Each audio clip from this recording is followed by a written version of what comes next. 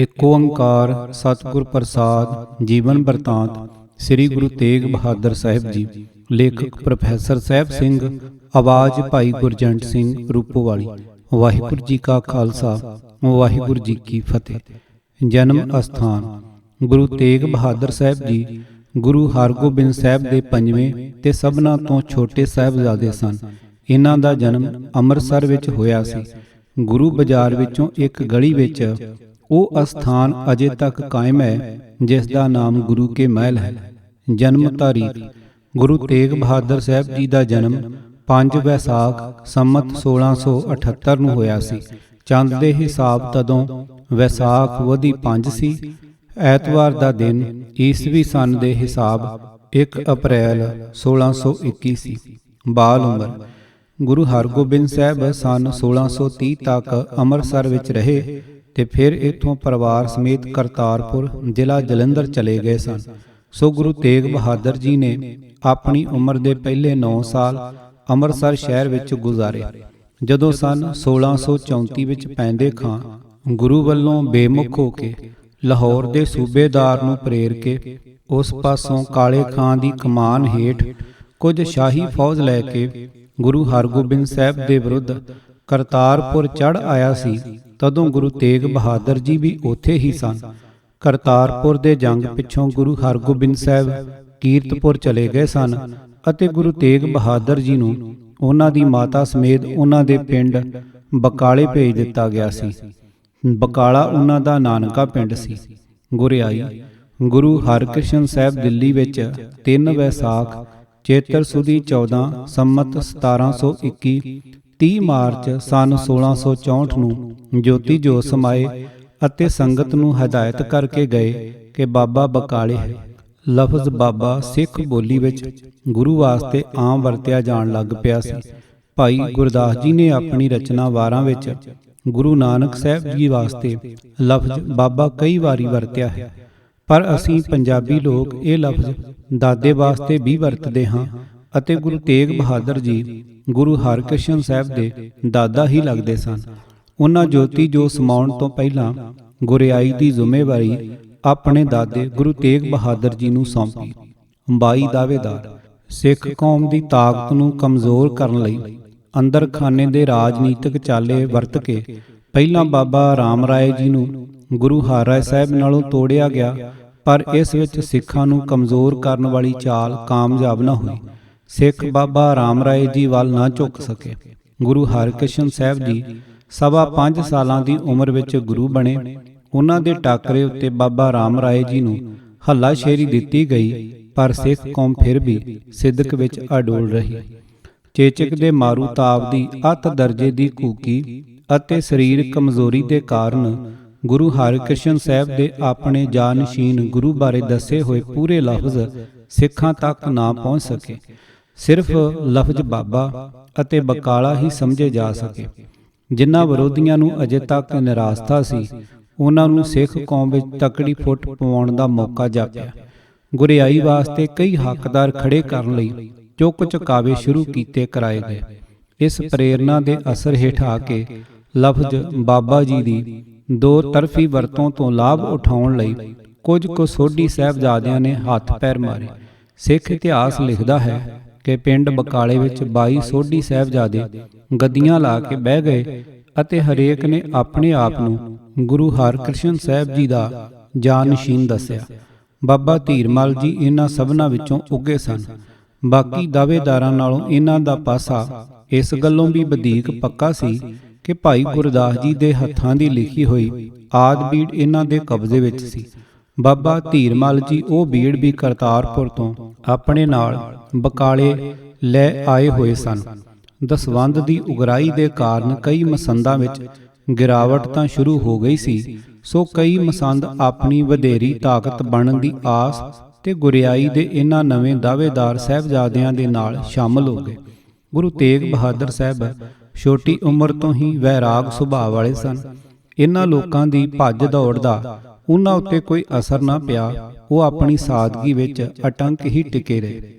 ਗੁਰੂ ਲਾਦੋ ਜਦੋਂ ਸਿੱਖ ਸੰਗਤਾਂ ਨੂੰ ਪਤਾ ਲੱਗਾ ਕਿ ਗੁਰੂ ਹਰਕ੍ਰਿਸ਼ਨ ਸਾਹਿਬ ਤੋਂ ਪਿੱਛੋਂ ਨੌਵੇਂ ਸਤਿਗੁਰੂ ਜੀ ਬਕਾਲੇ ਵਿੱਚ ਹਨ, ਤਾਂ ਦਰਸ਼ਨ ਕਰਨ ਵਾਸਤੇ ਉਹਨਾਂ ਦਾ ਹੁਮ ਹੁਮਾ ਕੇ ਬਕਾਲੇ ਆਉਣਾ ਇੱਕ ਕੁਦਰਤੀ ਗੱਲ ਸੀ। ਪਰ ਅੱਗੇ ਗੁਰਿਆਈ ਦੇ 22 ਦਾਅਵੇਦਾਰ ਵੇਖ ਕੇ ਸਭ ਨੂੰ ਬੜੀ ਨਿਰਾਸ਼ਤਾ ਹੁੰਦੀ ਰਹੀ। ਕੁਝ ਦਿਨ ਇਹ ਗੜਬੜ ਟਿਕੀ ਰਹੀ। ਇਤਨੇ ਨੂੰ ਇੱਕ ਸਿੱਖ ਵਣਜਾਰਾ ਭਾਈ ਮੱਖਣ ਸ਼ਾਹ ਲੁਬਾਣਾ ਵੀ ਸਤਿਗੁਰ ਦੀ ਭਾਲ ਵਿੱਚ ਇੱਥੇ ਆ ਪੜਿਆ। ਮੱਖਣ ਸ਼ਾਹ ਜ਼ਿਲ੍ਹਾ ਜੇਹਲਮ ਦੇ ਨਗਰ ਟਾਂਡੇ ਦਾ ਰਹਿਣ ਵਾਲਾ ਸੀ ਅਤੇ ਦੇਸ਼ ਦੇ ਸੰਤਰਾਂ ਵਿੱਚ ਵਪਾਰ ਕਰਦਾ ਸੀ। ਵਪਾਰ ਦੇ ਨਫੇ ਵਿੱਚੋਂ 500 ਮੋਹਰਾਂ ਭੇਟਾ ਲੈ ਕੇ ਇਹ ਆਇਆ ਸੀ। ਪਰ 22 ਗੁਰੂ ਵੇਖ ਕੇ ਇਹ ਵੀ ਬੜਾ ਹੈਰਾਨ ਤੇ ਦਿਲਗੀਰ ਹੋਇਆ।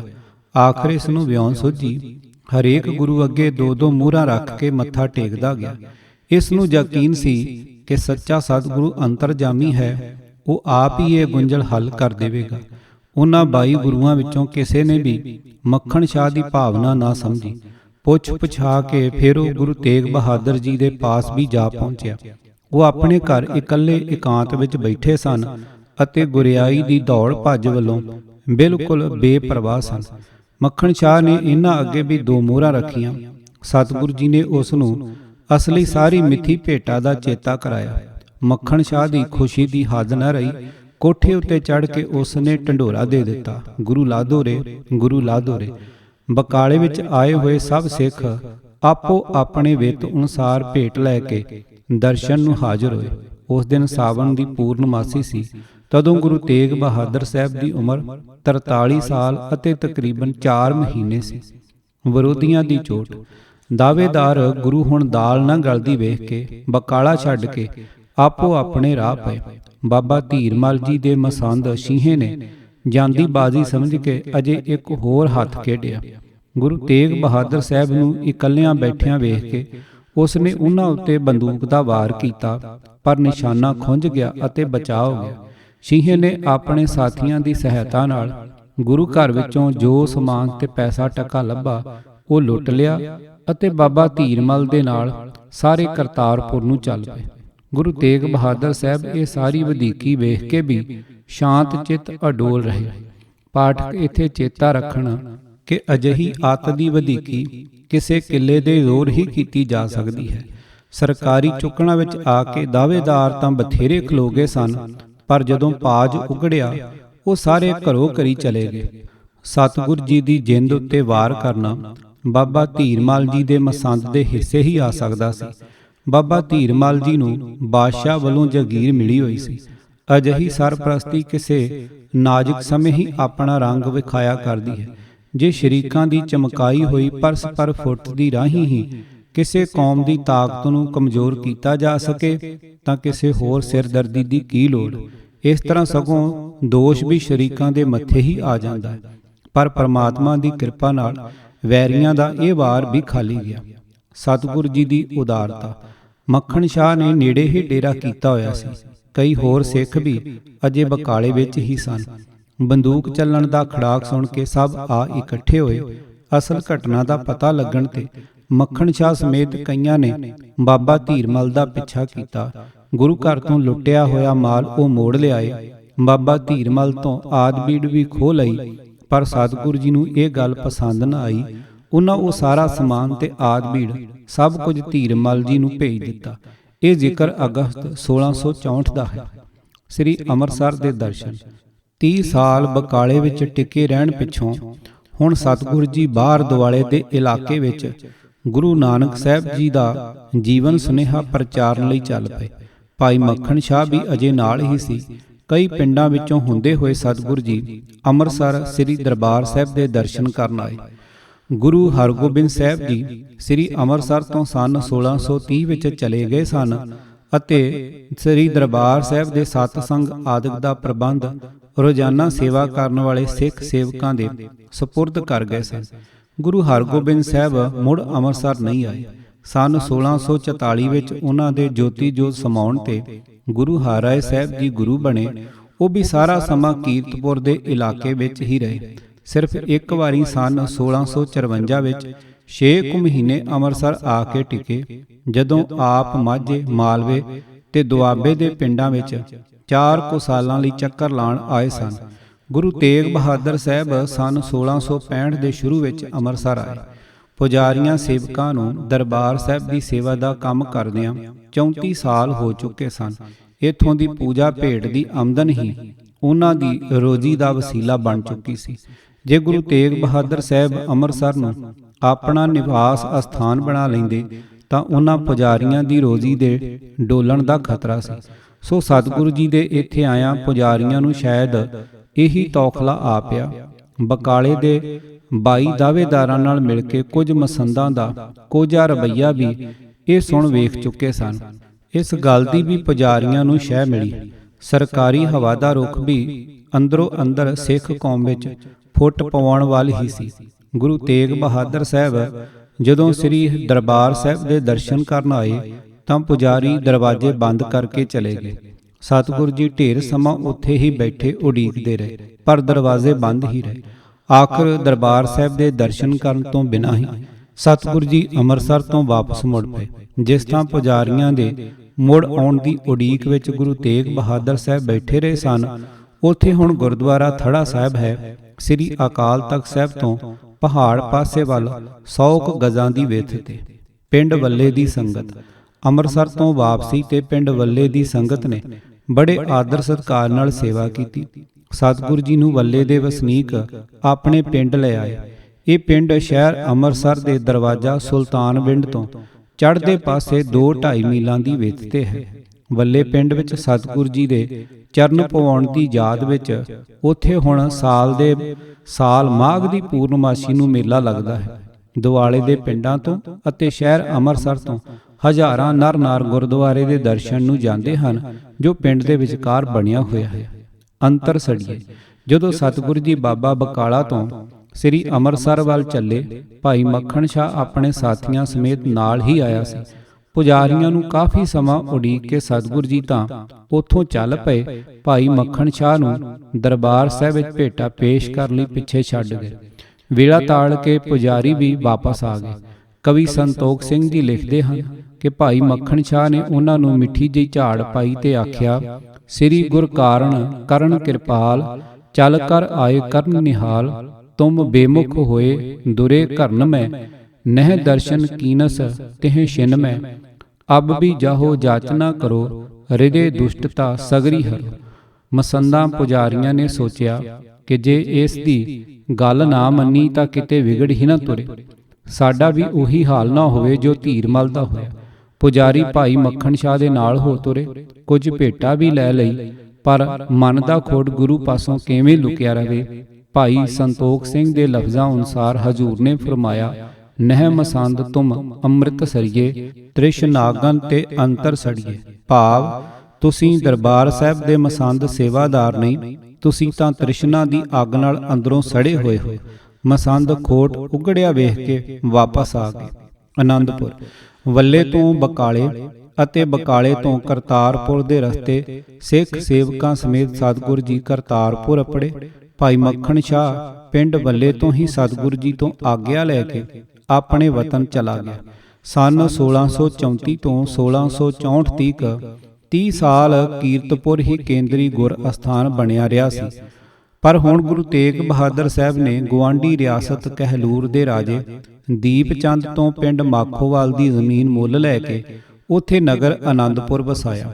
26 ਅੱਸੂ ਸੰਮਤ 1722 ਅਕਤੂਬਰ 1665 ਨੂੰ ਆਨੰਦਪੁਰ ਦੀ ਨੀਂਹ ਰੱਖੀ ਗਈ ਸੀ। ਔਰੰਗਜ਼ੇਬ ਦੀ ਮਜ਼ਹਬੀ ਨੀਤੀ। 31 ਜੁਲਾਈ 1658 ਨੂੰ ਔਰੰਗਜ਼ੇਬ ਨੇ ਦਿੱਲੀ ਵਿੱਚ ਆਪਣੀ ਤਾਜਪੋਸ਼ੀ ਦੀ ਰਸਮ ਅਦਾ ਕੀਤੀ। ਇਹ ਤਖਤ ਉਸਨੇ ਬੜੇ ਮਹਿੰਗੇ ਪਾ ਲਿਆ ਸੀ। ਰਾਜ ਦੀ ਖਾਤਰ ਔਰੰਗਜ਼ੇਬ ਨੇ ਆਪਣੇ ਪਿਓ ਸ਼ਾਹਜਹਾਨ ਨੂੰ ਆਗਰੇ ਦੇ ਕਿਲੇ ਵਿੱਚ 18 ਜੂਨ 1658 ਨੂੰ ਕੈਦ ਕੀਤਾ। ਵੱਡੇ ਭਰਾ ਦਾਰਾ ਸ਼ਿਕੋਹ ਨੂੰ ਘਰੋਂ ਬੇਘਰ ਕਰਕੇ ਜੀ ਭਿਆਣੇ ਨੂੰ ਪੰਜਾਬ ਵੱਲ ਭਜਾਇਆ ਅਤੇ ਆਪਣੇ ਸਾਥੀ ਛੋਟੇ ਭਰਾ ਮੁਰਾਦ ਨਾਲ ਬੇਵਫਾਈ ਕਰਕੇ ਉਸ ਨੂੰ 5 ਜੁਲਾਈ 1658 ਨੂੰ ਮਥੁਰਾ ਪਹੁੰਚ ਕੇ ਕੈਦ ਕਰ ਲਿਆ। ਇਨ੍ਹਾਂ ਕਰਤੂਤਾਂ ਕਰਕੇ ਔਰੰਗਜ਼ੇਬ ਦੇ ਰਾਜਸੀ ਆਚਰਣ ਬਾਰੇ ਲੋਕਾਂ ਦੀ ਰਾਏ ਚੰਗੀ ਨਹੀਂ ਹੋ ਸਕਦੀ ਸੀ। ਕੁਦਰਤੀ ਗੱਲ ਸੀ ਕਿ ਮੁਸਲਮਾਨ ਵੀ ਉਹਨਾਂ ਦੀਆਂ ਇਨ੍ਹਾਂ ਹਰਕਤਾਂ ਨੂੰ ਪਸੰਦ ਨਾ ਕਰਨ। ਹਿੰਦੂਆਂ ਨੂੰ ਤਾਂ ਮੁਗਲਾਂ ਨੇ ਤਲਵਾਰ ਦੇ ਜ਼ੋਰ ਦਬਾਇਆ ਹੋਇਆ ਸੀ, ਉਹਨਾਂ ਪਾਸੋਂ ਕੋਈ ਡਰ ਖਤਰਾ ਹੀ ਨਹੀਂ ਸੀ। ਪਰ ਮੁਸਲਮਾਨਾਂ ਦੀ ਹਮਦਰਦੀ ਹਾਸਲ ਕਰਨੀ ਔਰੰਗਜ਼ੇਬ ਵਾਸਤੇ ਜ਼ਰੂਰੀ ਸੀ। ਇਸ ਦਾ ਸਭ ਤੋਂ ਸੌਖਾ ਤਰੀਕਾ ਇਹ ਸੀ ਕਿ ਉਹ ਆਪਣੇ ਆਪ ਨੂੰ ਇਸਲਾਮ ਦਾ ਰਾਖਾ ਅਤੇ ਮੁਸਲਮਾਨ ਸਾਬਤ ਕਰੇ। ਸੋ ਉਸਨੇ ਸਹਿਜੇ ਸਹਿਜੇ ਹਿੰਦੂ ਧਰਮ ਉੱਤੇ ਹੱਥ ਪਾਉਣਾ ਸ਼ੁਰੂ ਕਰ ਦਿੱਤਾ। 10 ਮਾਰਚ 1659 ਨੂੰ ਔਰੰਗਜ਼ੇਬ ਨੇ ਬਨਾਰਸ ਸ਼ਹਿਰ ਆ ਕੇ ਫਰਮਾਨ ਜਾਰੀ ਕੀਤਾ ਕਿ ਹਿੰਦੂਆਂ ਦੇ ਪੁਰਾਣੇ ਮੰਦਰਾਂ ਨੂੰ ਨਾ ਛੇੜਿਆ ਜਾਏ, ਪਰ ਨਵੇਂ ਮੰਦਰ ਬਣ ਨਾ ਦਿੱਤੇ ਜਾਣ। ਜਦੋਂ ਹਿੰਦੂ ਇਸ ਹੁਕਮ ਨੂੰ ਸਹਿ ਗਏ ਤਾਂ ਸੰਨ 1664 ਵਿੱਚ ਇੱਕ ਨਵਾਂ ਹੁਕਮ ਜਾਰੀ ਕੀਤਾ ਗਿਆ ਕਿ ਪੁਰਾਣੇ ਮੰਦਰਾਂ ਦੀ ਮੁਰੰਮਤ ਨਾ ਹੋਣ ਦਿੱਤੀ ਜਾਏ। ਪੂਰਬੀ ਬੰਗਾਲ ਅਤੇ ਉੜੀਸਾ ਪ੍ਰਾਂਤ ਵਾਲੇ ਪਾਸੇ ਵਾਮ ਮਾਰਗ ਦਾ ਵੀ ਅੰਦਰ ਅੰਦਰ ਬੜਾ ਜ਼ੋਰ ਸੀ। ਕਈ ਮੰਦਰ ਵੀ ਐਸੇ ਸਨ ਜਿੱਥੇ ਮੂਰਤੀਆਂ ਬਣਾ ਕੇ ਅਜੋਗ ਜਿਹੇ ਆਸਣ ਵਿਖਾਏ ਗਏ ਸਨ। ਗੈਰਤ ਵਾਲੇ ਹਰੇਕ ਬੰਦੇ ਵਾਸਤੇ ਇਹ ਗੱਲ ਅਸਹਿ ਹੁੰਦੀ ਹੈ ਕਿ ਇਸ ਤਰ੍ਹਾਂ ਖੁੱਲ੍ਹਮ ਖੁੱਲ੍ਹਾ ਦੁਰਾਚਾਰ ਦਾ ਪ੍ਰਚਾਰ ਕੀਤਾ ਜਾਏ। ਔਰੰਗਜ਼ੇਬ ਨੇ ਹੁਕਮ ਦੇ ਦਿੱਤਾ ਕਿ ਪੂਰਬੀ ਬੰਗਾਲ ਅਤੇ ਉੜੀਸਾ ਪ੍ਰਾਂਤ ਦੇ ਸਾਰੇ ਹੀ ਮੰਦਰ ਢਾਹ ਦਿੱਤੇ ਜਾਣ। ਬਾਦਸ਼ਾਹ ਵੱਲੋਂ ਇਸ਼ਾਰੇ ਦੀ ਹੀ ਲੋੜ ਸੀ। ਇਸ ਦਾ ਅਸਰ ਬਾਕੀ ਪ੍ਰਾਂਤਾਂ ਉੱਤੇ ਵੀ ਪੈਣਾ ਸ਼ੁਰੂ ਹੋ ਗਿਆ। ਜਦੋਂ ਬੰਗਾਲ ਦੇ ਗਵਰਨਰ ਮੀਰ ਜੁਮਲਾ ਨੇ 19 ਦਸੰਬਰ 1661 ਨੂੰ ਕੂਚ ਬਿਹਾਰ ਦੀ ਰਾਜਧਾਨੀ ਉੱਤੇ ਕਬਜ਼ਾ ਕੀਤਾ ਤਾਂ ਉਸਨੇ ਸ਼ਹਿਰ ਦੇ ਸਾਰੇ ਮੰਦਰ ਢਾਹ ਦਿੱਤੇ। ਨਾਰਾਇਣ ਦੀ ਮੂਰਤੀ ਉਸਨੇ ਆਪਣੇ ਹੱਥੀਂ ਕੁਹਾੜੇ ਨਾਲ ਢਾਈ। ਸ਼ਹਿਰਾਂ ਵਿੱਚ ਚੁੰਗੀ ਮਸੂਲ ਲਿਆ ਜਾਂਦਾ ਹੈ, ਜੋ ਸ਼ਹਿਰ ਦੇ ਕੇਂਦਰੀ ਖਜ਼ਾਨੇ ਤੋਂ ਸਾਰੇ ਸ਼ਹਿਰ ਵਾਸੀਆਂ ਦੀ ਸਿਹਤ ਸਫਾਈ ਆਦਿਕ ਹਰ ਕਿਸਮ ਦੀ ਭਲਾਈ ਵਾਸਤੇ ਵਰਤਿਆ ਜਾਂਦਾ ਹੈ। ਸ਼ਹਿਰ ਨਿਵਾਸੀ ਕਿਸੇ ਵੀ ਧਰਮ ਮਜ਼ਹਬ ਦਾ ਹੋਵੇ, ਬਿਨਾਂ ਕਿਸੇ ਵਿਤਕਰੇ ਦੇ ਹਰੇਕ ਦੀ ਭਲਾਈ ਮੁੱਖ ਰੱਖੀ ਜਾਂਦੀ ਹੈ। ਪਰ ਔਰੰਗਜ਼ੇਬ ਨੇ 10 ਅਪ੍ਰੈਲ ਸੰਨ 1665 ਨੂੰ ਹੁਕਮ ਜਾਰੀ ਕੀਤਾ ਕਿ ਮੁਸਲਮਾਨਾਂ ਪਾਸੋਂ ਚੁੰਗੀ ਮਸੂਲ 2.5% ਲਿਆ ਜਾਏ ਅਤੇ ਹਿੰਦੂਆਂ ਪਾਸੋਂ 5%। ਕੁਝ ਚਿਰ ਪਿੱਛੋਂ ਮੁਸਲਮਾਨਾਂ ਪਾਸੋਂ ਇਹ ਮਸੂਲ ਉੱਕਾ ਹੀ ਬੰਦ ਕਰ ਦਿੱਤਾ ਗਿਆ। ਮਥੁਰਾ ਵਿੱਚ ਸ੍ਰੀ ਕੇਸ਼ਵ ਰਾਏ ਦਾ ਇੱਕ ਉੱਕਾ ਮੰਦਰ ਸੀ। ਦਾਰਾ ਸ਼ਿਕੋਹ ਨੇ ਉਸ ਮੰਦਰ ਦੇ ਦੁਆਲੇ ਪੱਥਰ ਦਾ ਇੱਕ ਸੋਹਣਾ ਜੰਗਲਾ ਲਵਾ ਦਿੱਤਾ ਹੋਇਆ ਸੀ। ਔਰੰਗਜ਼ੇਬ ਨੇ 14 ਅਕਤੂਬਰ ਸੰਨ 1666 ਨੂੰ ਹੁਕਮ ਜਾਰੀ ਕੀਤਾ ਕਿ ਉਹ ਜੰਗਲਾ ਢਾਹ ਦਿੱਤਾ ਜਾਏ। ਜਨਵਰੀ 1670 ਵਿੱਚ ਰਮਜ਼ਾਨ ਦੇ ਮਹੀਨੇ ਉਹ ਸਾਰਾ ਮੰਦਰ ਹੀ ਗਿਰਾ ਦਿੱਤਾ ਗਿਆ ਸੀ। ਪਾੜ ਕੇ ਰਾਜ ਕਰਨ ਦੀ ਨੀਤੀ। ਧਾਰਮਿਕ ਤੰਗਦਿਲੀ ਦੇ ਦ੍ਰਿਸ਼ਟੀਕੋਣ ਤੋਂ ਇਹ ਸਖਤੀਆਂ ਸਿਰਫ ਔਰੰਗਜ਼ੇਬ ਦੇ ਵੇਲੇ ਹੀ ਸ਼ੁਰੂ ਨਹੀਂ ਹੋਈਆਂ ਸਨ। ਜਦੋਂ ਤੋਂ ਮੁਸਲਮਾਨਾਂ ਨੇ ਹਿੰਦੁਸਤਾਨ ਵਿੱਚ ਪੈਰ ਪਾਇਆ ਸੀ, ਅਜਿਹੇ ਕਾਰੇ ਹੁੰਦੇ ਹੀ ਆ ਰਹੇ ਸਨ। ਪਰ ਨਿਰੇ ਤਲਵਾਰ ਦੇ ਦਾਬੇ ਨਾਲ ਜ਼ੁਲਮ ਬਹੁਤਾ ਚਿਰ ਆਪਣਾ ਸਹਿਮ ਕਾਇਮ ਨਹੀਂ ਰੱਖ ਸਕਦਾ। ਹਿੰਦੂ ਕੌਮ ਦੇ ਧਾਰਮਿਕ ਨੇਤਾ ਬ੍ਰਾਹਮਣ ਲੋਕ ਸਨ। ਹਿੰਦੂ ਜਨਤਾ ਨੇ ਆਪਣੇ ਸਾਰੇ ਜੀਵਨ ਦੀਆਂ ਲੋੜਾਂ ਸਮੇਂ, ਸਭ ਰੀਤਾਂ ਰਸਮਾਂ ਦੇ ਨਜਿੱਠਣ ਸਮੇਂ ਅਤੇ ਹਰੇਕ ਕਿਸਮ ਦੇ ਸੁੱਖ ਦੁੱਖ ਵੇਲੇ ਬ੍ਰਾਹਮਣ ਦੀ ਅਗਵਾਈ ਵਿੱਚ ਹੀ ਤੁਰਨਾ ਹੁੰਦਾ। ਮੁਸਲਮਾਨ ਹਾਕਮ ਸਿੰਧ ਦੇ ਮੁਹੰਮਦ ਬਿਨ ਕਾਸਮ ਦੇ ਸਮੇਂ ਤੋਂ ਹੀ ਬ੍ਰਾਹਮਣਾਂ ਨੂੰ ਖਾਸ ਰਿਆਇਤਾਂ ਦਿੰਦੇ ਆ ਰਹੇ ਸਨ। ਬ੍ਰਾਹਮਣਾਂ ਪਾਸੋਂ ਜਜ਼ੀਆ ਨਹੀਂ ਲਿਆ ਜਾਂਦਾ ਸੀ। ਇਸ ਦਾ ਕੁਦਰਤੀ ਨਤੀਜਾ ਇਹ ਨਿਕਲਦਾ ਆ ਰਿਹਾ ਸੀ ਕਿ ਰਿਆਇਤ ਲੈਣ ਵਾਲੇ ਲੋਕ ਹਾਕਮਾਂ ਦਾ ਹੱਥ ਠੋਕਾ ਬਣ ਕੇ ਆਪਣੇ ਕੌਮੀ ਭਾਈਆਂ ਨੂੰ ਵਧੀਕੀ ਸਹਾਰਨ ਦਾ ਹੀ ਉਪਦੇਸ਼ ਕਰਦੇ ਸਨ। ਇਸ ਤਰ੍ਹਾਂ ਕਾਇਰਤਾ ਵੱਧਦੀ ਗਈ। ਲੋਕ ਸਹਿਮ ਹੇਠ ਦਿਨ ਕੱਟੀ ਕਰਨ ਲੱਗ ਪਏ। ਪੂਰਬ ਦੇਸ਼ ਵੱਲ ਜਾਣਾ। ਗੁਰੂ ਨਾਨਕ ਸਾਹਿਬ ਜੀ 38.5 ਸਾਲਾਂ ਦੇ ਸਨ ਜਦੋਂ ਦੁਖੀ ਦੇਸ਼ ਵਾਸੀਆਂ ਦੀ ਅਗਵਾਈ ਵਾਸਤੇ ਸੰਨ 1507 ਵਿੱਚ ਆਪ ਸੁਲਤਾਨਪੁਰ ਤੋਂ ਚੱਲੇ ਅਤੇ ਉੱਤਰ ਪ੍ਰਾਂਤ, ਬਿਹਾਰ, ਅਸਾਮ, ਬੰਗਾਲ, ਉੜੀਸਾ, ਮੱਧ ਪ੍ਰਾਂਤ, ਮਦਰਾਸ, ਬੰਬਈ, ਰਾਜਸਥਾਨ ਵਿੱਚੋਂ ਦੀ ਹੋ ਕੇ 8 ਸਾਲਾਂ ਦਾ ਲੰਬਾ ਚੱਕਰ ਕੱਟ ਕੇ ਪੰਜਾਬ ਪੁੱਜੇ ਸਨ। ਥਾਂ ਕਈ ਇਲਾਕਿਆਂ ਵਿੱਚ ਸਿੱਖ ਧਰਮ ਦੇ ਪ੍ਰਚਾਰ ਕੇਂਦਰ ਕਾਇਮ ਕੀਤੇ, ਜਿਸ ਕਰਕੇ ਅਨੇਕਾਂ ਬੰਦੇ ਗੁਰੂ ਘਰ ਦੇ ਸ਼ਰਧਾਲੂ ਬਣਦੇ ਗਏ। ਸਿੱਖ ਇਤਿਹਾਸ ਇਸ ਨੂੰ ਗੁਰੂ ਸਾਹਿਬ ਦੀ ਪਹਿਲੀ ਉਦਾਸੀ ਦਾ ਨਾਮ ਦਿੰਦਾ ਹੈ। ਦੂਜੀ ਉਦਾਸੀ ਵਿੱਚ ਸਤਿਗੁਰ ਜੀ ਕਰਤਾਰਪੁਰ ਤੋਂ ਚੱਲ ਕੇ ਉੱਤਰ ਪਾਸੇ ਵੱਲ ਜੰਮੂ ਕਸ਼ਮੀਰ ਆਦਿਕ ਇਲਾਕਿਆਂ ਵਿੱਚ ਗਏ। ਕਰਤਾਰਪੁਰ ਪਹਿਲੀ ਉਦਾਸੀ ਖਤਮ ਹੋਣ ਤੇ ਸੰਨ 1515 ਦੇ ਅੰਤ ਵਿੱਚ ਰਾਵੀ ਦੇ ਕੰਢੇ ਵਸਾਇਆ ਗਿਆ ਸੀ। ਇਹ ਦੂਜੀ ਉਦਾਸੀ ਸਿਰਫ 1 ਸਾਲ ਦੀ ਸੀ। ਤੀਜੀ ਉਦਾਸੀ ਵਿੱਚ ਪੱਛਮੀ ਪੰਜਾਬ ਵਿੱਚ ਬਹਾਵਲਪੁਰ, ਸਿੰਧ ਵਿੱਚੋਂ ਦੀ ਲੰਘ ਕੇ ਗੁਰੂ ਨਾਨਕ ਸਾਹਿਬ ਜੀ ਅਰਬ, ਫਾਰਸ, ਅਫਗਾਨਿਸਤਾਨ ਵਿੱਚੋਂ ਦੀ ਹੋ ਕੇ 3 ਸਾਲਾਂ ਪਿੱਛੋਂ ਕਰਤਾਰਪੁਰ ਮੁੜੇ ਸਨ। ਗੁਰੂ ਨਾਨਕ ਸਾਹਿਬ ਜੀ ਤੋਂ ਪਿੱਛੋਂ ਸਾਰੇ ਭਾਰਤ ਵਿੱਚ ਉਹਨਾਂ ਦੇ ਆਪਣੇ ਵਕਤ ਦੇ ਬਣੇ ਪ੍ਰਚਾਰ ਕੇਂਦਰਾਂ ਦੀ ਰਾਹੀਂ ਸਿੱਖ ਧਰਮ ਦਾ ਪ੍ਰਚਾਰ ਤਾਂ ਹੁੰਦਾ ਰਿਹਾ, ਪਰ ਵਧੇਕ ਜ਼ੋਰ ਪੰਜਾਬ ਵਿੱਚ ਹੀ ਲਾਇਆ ਗਿਆ, ਉਹ ਵੀ ਮਾਝੇ ਮਾਲਵੇ ਦੁਆਬੇ ਵਿੱਚ। ਉਵੇਂ ਹਰੇਕ ਗੁਰ ਵਿਅਕਤੀ ਆਪੋ ਆਪਣੇ ਸਮੇਂ ਉੱਘੇ ਵਿਦਵਾਨ ਤੇ ਉੱਚੇ ਜੀਵਨ ਵਾਲੇ ਸਿੱਖਾਂ ਨੂੰ ਪ੍ਰਚਾਰ ਵਾਸਤੇ ਭੇਜਦੇ ਰਹੇ। ਭਾਈ ਗੁਰਦਾਸ ਜੀ ਨੇ ਆਪਣੀ ਉਮਰ ਦਾ ਬਹੁਤਾ ਹਿੱਸਾ ਉੱਤਰ ਪ੍ਰਾਂਤ ਵਿੱਚ ਗੁਜ਼ਾਰਿਆ। ਭਾਈ ਅਲਮਸਤ ਜੀ ਵੀ ਉਸੇ ਪ੍ਰਾਂਤ ਵਿੱਚ ਨਾਨਕ ਮੱਤੇ ਦੇ ਇਲਾਕੇ ਵਿੱਚ ਪ੍ਰਚਾਰ ਕਰਦੇ ਰਹੇ। ਗੁਰ ਵਿਅਕਤੀਆਂ ਵਿੱਚੋਂ ਗੁਰੂ ਅਮਰਦਾਸ ਜੀ ਹਰਿਦੁਆਰ ਤੱਕ ਗਏ। ਗੁਰੂ ਹਰਗੋਬਿੰਦ ਸਾਹਿਬ ਉੱਤਰ ਪ੍ਰਾਂਤ ਵਿੱਚ ਨਾਨਕ ਮੱਤੇ ਤੱਕ ਪਹੁੰਚੇ ਅਤੇ ਉੱਤਰ ਪਾਸੇ ਜੰਮੂ ਕਸ਼ਮੀਰ ਦੇ ਇਲਾਕੇ ਵਿੱਚ ਪਹੁੰਚੇ। ਗੁਰੂ ਹਰਕ੍ਰਿਸ਼ਨ ਸਾਹਿਬ ਜੀ ਵੀ ਦਿੱਲੀ ਤੱਕ ਗਏ। ਗੁਰੂ ਤੇਗ ਬਹਾਦਰ ਸਾਹਿਬ ਅਗਸਤ ਸਨ 1664 ਵਿੱਚ ਗੁਰੂ ਬਣੇ ਸਨ। ਉਸ ਵਕਤ ਤੱਕ ਔਰੰਗਜ਼ੇਬ ਨੇ ਧਾਰਮਿਕ ਵਿਤਕਰਾ ਸ਼ੁਰੂ ਕਰ ਦਿੱਤਾ ਸੀ। ਪੂਰਬ ਦੇਸ਼ ਵਿੱਚ ਹਿੰਦੂਆਂ ਉੱਤੇ ਸ਼ਕਤੀ ਸ਼ੁਰੂ ਹੋ ਚੁੱਕੀ ਸੀ, ਜੋ ਕਿ ਪੂਰਬੀ ਬੰਗਾਲ, ਉੜੀਸਾ ਆਦਿਕ ਵੱਲ ਖਾਸ ਜ਼ੋਰਾਂ ਤੇ ਜਾ ਪਹੁੰਚੀ ਸੀ। ਇਹ ਖਬਰਾਂ ਪੰਜਾਬ ਵਿੱਚ ਵੀ ਪਹੁੰਚ ਰਹੀਆਂ ਸਨ। ਸਹਿਮੀ ਹੋਈ ਹਿੰਦੂ ਕੌਮ ਨੂੰ ਸਹਾਰੇ ਦੀ ਲੋੜ ਸੀ। ਹਿੰਦ ਦੀ ਚਾਦਰ ਗੁਰੂ ਤੇਗ ਬਹਾਦਰ ਸਾਹਿਬ ਨੇ ਗੁਰਿਆਈ ਦੀ ਜ਼ਿੰਮੇਵਾਰੀ ਸੰਭਾਲਦਿਆਂ ਹੀ ਪਹਿਲਾਂ ਪੂਰਬ ਦੇਸ਼ ਦਾ ਰੁਖ ਕੀਤਾ। ਇਹਨਾਂ ਦੀ ਬਾਣੀ ਪੜ੍ਹ ਕੇ ਵੇਖੋ, ਸਾਰੀ ਹੀ ਹਿੰਦੀ ਵਿੱਚ ਹੈ। ਤਕਰੀਬਨ ਹਰੇਕ ਸ਼ਬਦ ਵਿੱਚ ਦਰੋਪਤੀ, ਗੱਜ, ਅਜਾਮਲ, ਧਰੂ ਆਦਿਕ ਦਾ ਹਵਾਲਾ ਦੇ ਕੇ ਨਿਰਭੈਤਾ ਦਾ ਉਪਦੇਸ਼ ਕੀਤਾ ਹੋਇਆ ਹੈ। ਇਹ ਸਾਰਾ ਉਦਮ ਸਹਿਮੇ ਹੋਏ ਪੂਰਬੀ ਹਿੰਦੂਆਂ ਵਾਸਤੇ ਹੀ ਸੀ। ਸੋ ਹਿੰਦੂ ਜਨਤਾ ਨੂੰ ਧੀਰਜ ਦੇਣ ਲਈ ਸਿੱਖ ਧਰਮ ਦੇ ਪ੍ਰਚਾਰ ਦੇ ਕੰਮ ਨੂੰ ਵਧੇਕ ਪੱਕੇ ਪੈਰਾਂ ਤੇ ਖੜਾ ਕਰਨ ਲਈ ਅਤੇ ਦੂਰ ਦਰੇਡੇ ਵਾਸਤੇ ਸਿੱਖਾਂ ਵਿੱਚ ਸਿੱਖੀ ਜੀਵਨ ਦੀ ਰੌਂ ਤਿੱਖੀ ਕਰਨ ਵਾਸਤੇ ਗੁਰੂ ਤੇਗ ਬਹਾਦਰ ਸਾਹਿਬ ਨੇ ਵੀ ਪੂਰਬ ਦੇਸ਼ ਵੱਲ ਲੰਬਾ ਚੱਕਰ ਲਾਇਆ। ਪਰਿਵਾਰ ਸਮੇਤ ਹੀ ਗਏ ਸਨ। ਕੀਰਤਨੀਏ, ਰਬਾਬੀ ਅਤੇ ਕੁਝ ਹੋਰ ਉੱਘੇ ਸਿੱਖ ਵੀ ਨਾਲ ਗਏ। ਗੁਰੂ ਨਾਨਕ ਸਾਹਿਬ ਦੇ ਵੇਲੇ ਤੋਂ ਉਸ ਇਲਾਕੇ ਵਿੱਚ ਸਿੱਖ ਧਰਮ ਦਾ ਪ੍ਰਚਾਰ ਹੋ ਰਿਹਾ ਸੀ। ਹਰੇਕ ਨਗਰ ਵਿੱਚ ਗੁਰੂ ਘਰ ਦੇ ਸ਼ਰਧਾਲੂ ਮੌਜੂਦ ਸਨ। ਇਸ ਵਾਸਤੇ ਇਸ ਗੱਲ ਦੀ ਲੋੜ ਨਹੀਂ ਸੀ ਕਿ ਗੁਰੂ ਤੇਗ ਬਹਾਦਰ ਸਾਹਿਬ ਵੀ ਗੁਰੂ ਨਾਨਕ ਸਾਹਿਬ ਜੀ ਵਾਂਗ ਫਕੀਰੀ ਰੰਗ ਵਿੱਚ ਇਕੱਲੇ ਹੀ ਜਾਂਦੇ।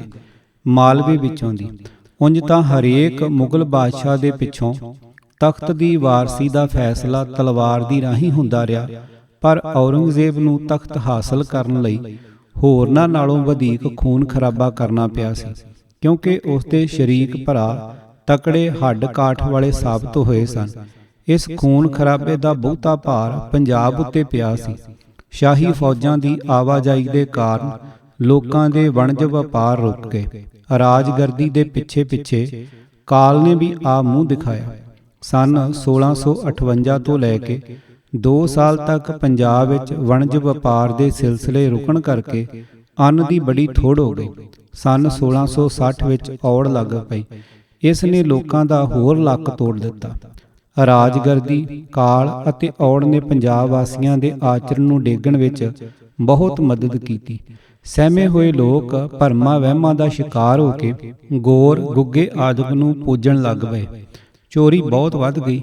ਅਣਖਹੀਣੇ ਲੋਕ ਧੀਆਂ ਦਾ ਪੈਸਾ ਲੈਣ ਲੱਗ ਪਏ। ਮਾਲਵੇ ਵਿੱਚ ਇੱਕ ਹੋਰ ਅਖਿਆਈ ਵੀ ਸੀ। ਆਲਸੀ ਲੋਕਾਂ ਦੇ ਡੂੰਘੇ ਖੂਹ ਪੁੱਟਣ ਤੋਂ ਸੰਕੋਚ ਦੇ ਕਾਰਨ ਉੱਪਰਲੀ ਤਹਿ ਦੇ ਖਾਰੇ ਪਾਣੀ ਦੇ ਹੀ ਖੂਹ ਬਹੁਤ ਥਾਈਂ ਸਨ। ਇਸ ਖਾਰੇ ਪਾਣੀ ਨਾਲ ਹੀ ਲੋਕ ਦਿਨ ਕੱਟੀ ਕਰ ਰਹੇ ਸਨ। ਰਾਜਸੀ ਗੜਬੜ ਨੇ ਲੋਕਾਂ ਦਾ ਜੀਵਨ ਬੇਸੁਆਦਾ ਬਣਾ ਦਿੱਤਾ ਹੋਇਆ ਸੀ। ਉੱਚੇ ਸੁੱਚੇ ਜੀਵਨ ਵਿੱਚੋਂ ਦਿਲਚਸਪੀ ਆਮ ਤੌਰ ਤੇ ਘਟੀ ਹੋਈ ਸੀ। ਅਜਿਹੀ ਨਿਗਰੀ ਹੋਈ ਦਸ਼ਾ ਸਮੇਂ ਰੋਜ਼ਾਨਾ ਦੁੱਖਾਂ ਕਲੇਸ਼ਾਂ ਨੂੰ ਭੁਲਾਉਣ ਲਈ ਲੋਕ ਨਸ਼ਿਆਂ ਦਾ ਆਸਰਾ ਲੈਂਦੇ ਸਨ। ਤੰਬਾਕੂ ਹੋਰ ਸਾਰੇ ਨਸ਼ਿਆਂ ਨਾਲੋਂ ਸਸਤੀ ਚੀਜ਼ ਹੈ। ਸਾਹ-ਸਤਹੀਣੇ ਅਤੇ ਆਲਸੀ ਲੋਕ ਆਮ ਤੌਰ ਤੇ ਤੰਬਾਕੂ ਦੇ ਆਸਰੇ ਵਿਹਲਣਾ ਵਾਲਾ ਜੀਵਨ ਗੁਜ਼ਾਰਦੇ ਹਨ। ਇਹ ਸੀ ਉਨੀ ਦਿਨੀ ਪੰਜਾਬ ਦੀ ਆਮ ਹਾਲਤ। ਜਿਵੇਂ ਗੁਰੂ ਅਰਜਨ ਸਾਹਿਬ ਨੇ ਕਾਲ ਅਤੇ ਔੜ ਦੇ ਸਮੇਂ ਮਾਝੇ ਵਿੱਚ ਖਾਸ ਜ਼ੋਰ ਲਾਇਆ ਸੀ, ਤਿਵੇਂ ਗੁਰੂ ਤੇਗ ਬਹਾਦਰ ਸਾਹਿਬ ਨੇ ਮਾਲਵੇ ਅਤੇ ਬਾਂਗਰ, ਕੈਥਲ, ਕਰਨਾਲ ਦੇ ਆਸ-ਪਾਸ ਦੇ ਇਲਾਕੇ ਵਿੱਚ ਲੋਕਾਂ ਦੀ ਆਰਥਿਕ ਅਤੇ ਸਦਾਚਾਰਕ ਹਾਲਤ ਸੁਧਾਰਨ ਵੱਲ ਖਾਸ ਧਿਆਨ ਦਿੱਤਾ। ਸਿੱਖ ਕੌਮ ਦੀ ਦਸਵੰਧ ਦੀ ਭੇਟਾ ਨੇ ਗਰੀਬ ਲੋਕਾਂ ਨੂੰ ਬਹੁਤ ਢਾਰਸ ਦਿੱਤੀ। ਮੂਲੋਵਾਲ, ਆਨੰਦਪੁਰ ਤੋਂ ਚੱਲ ਕੇ ਘਨੌਲੀ, ਰੋਪੜ, ਦਾਦੂ ਮਾਜਰਾ, ਨੌਲੱਖਾ, ਲੰਗ ਆਦਿਕ ਪਿੰਡਾਂ ਵਿੱਚ ਦੀ ਹੋ ਕੇ ਸਤਿਗੁਰ ਜੀ ਪਿੰਡ ਮੂਲੋਵਾਲ ਪਹੁੰਚੇ। ਇੱਥੇ 5 ਦਿਨ ਟਿਕਾਣਾ ਕੀਤਾ। ਪਿੰਡ ਦਾ ਪਾਣੀ ਖਾਰਾ ਸੀ। ਸਤਿਗੁਰ ਜੀ ਦੀ ਹਦਾਇਤ ਅਤੇ ਮਾਇਕ ਸਹਾਇਤਾ ਦੀ ਬਰਕਤ ਨਾਲ ਡੂੰਘੇ ਪੁੱਟੇ ਖੂਹਾਂ ਵਿੱਚੋਂ ਮਿੱਠਾ ਪਾਣੀ ਨਿਕਲਿਆ। ਇੱਥੇ ਹੁਣ ਗੁਰਦੁਆਰਾ ਹੈ ਜੋ ਮਹਾਰਾਜਾ ਕਰਮ ਸਿੰਘ ਨੇ ਸੰਮਤ 1882 ਸਨ 1825 ਵਿੱਚ ਬਣਾਇਆ ਸੀ। ਸਰਵਰੀਏ ਮੂਲੋਵਾਲ ਤੋਂ ਫਰਵਾਹੀ, ਹੰਡਾਇਆ, ਪੰਦੇਹਰ, ਖੀਵਾ, ਭੀਖੀ ਆਦਿਕ ਪਿੰਡਾਂ ਵਿੱਚ ਸਤਿਗੁਰੂ ਜੀ ਨੇ ਲੋੜ ਅਨੁਸਾਰ ਟਿਕਾਣਾ ਕੀਤਾ। ਪੰਜਾਬ ਵਿੱਚ ਜਿਹੜੇ ਹਿੰਦੂ ਮੁਸਲਮਾਨ ਹੋਣ ਤੋਂ ਬਚੇ ਰਹੇ ਸਨ, ਉਹ ਕਈ ਮੁਸਲਮਾਨ ਪੀਰਾਂ ਫਕੀਰਾਂ ਦੇ ਚੇਲੇ ਬਣੇ ਹੋਏ ਸਨ। ਬਹੁਤੀ ਗਿਣਤੀ ਸੁਲਤਾਨਾਂ ਦੇ ਮੁਰੀਦਾਂ ਦੀ ਸੀ ਜੋ ਸਰਵਰੀਏ ਅਖਵਾਉਂਦੇ ਸਨ। ਇਹ ਲੋਕ ਆਪਣੇ ਪੀਰ ਸੁਲਤਾਨ ਨੂੰ ਸਖੀ ਸਰਵਰ ਦੇ ਨਾਮ ਨਾਲ ਯਾਦ ਕਰਦੇ ਸਨ। ਸੁਲਤਾਨ ਮੁਸਲਮਾਨ ਫਕੀਰ ਸੀ, ਮੁਲਤਾਨ ਦੇ ਲਾਗੇ ਇੱਕ ਪਿੰਡ ਦਾ ਰਹਿਣ ਵਾਲਾ। ਆਪਣੇ ਮਸੇਰ ਭਰਾਵਾਂ ਦੇ ਵਿਰੋਧ ਦੇ ਕਾਰਨ ਸੁਲਤਾਨ ਉੱਥੋਂ ਵਜ਼ੀਰਾਬਾਦ ਦੇ ਨੇੜੇ ਧੌਂਕਲ ਆ ਗਿਆ। ਉੱਥੋਂ ਵੀ ਉਸ ਨੂੰ ਡੇਰਾ ਇਸਮਾਇਲ ਖਾਂ ਦੇ ਜ਼ਿਲ੍ਹੇ ਵਿੱਚ ਨੂਰਪੁਰ ਜਾਣਾ ਪੈ ਗਿਆ, ਜਿੱਥੇ ਉਸ ਦੇ ਮੁੱਢਲੇ ਵੈਰੀਆਂ ਨੇ ਆ ਕੇ ਉਸ ਨੂੰ ਮਾਰ ਦਿੱਤਾ ਸੀ। ਭਿਰਾਈ ਲੋਕਾਂ ਦੀ ਰਾਹੀਂ ਪੰਜਾਬ ਦੇ ਅਨੇਕਾਂ ਹਿੰਦੂ ਜੱਟ ਉਸ ਦੇ ਮੁਰੀਦ ਬਣੇ। ਇਨ੍ਹਾਂ ਲੋਕਾਂ ਨੂੰ ਇਸਲਾਮੀ ਅਸਰ ਹੇਠੋਂ ਕੱਢਣ ਲਈ ਕਰਤਾਰਪੁਰ ਰਾਵੀ ਦੇ ਕੰਢੇ, ਖਡੂਰ, ਗੋਇੰਦਵਾਲ, ਅੰਮ੍ਰਿਤਸਰ ਅਤੇ ਕੀਰਤਪੁਰ ਪ੍ਰਚਾਰ ਕੇਂਦਰ ਬਣਾਏ ਗਏ ਸਨ। ਗੁਰੂ ਨਾਨਕ ਸਾਹਿਬ ਤੋਂ ਲੈ ਕੇ ਹਰੇਕ ਗੁਰੂ ਸਾਹਿਬ ਨੇ ਇਸ ਕੰਮ ਵੱਲ ਖਾਸ ਧਿਆਨ ਦਿੱਤਾ ਸੀ।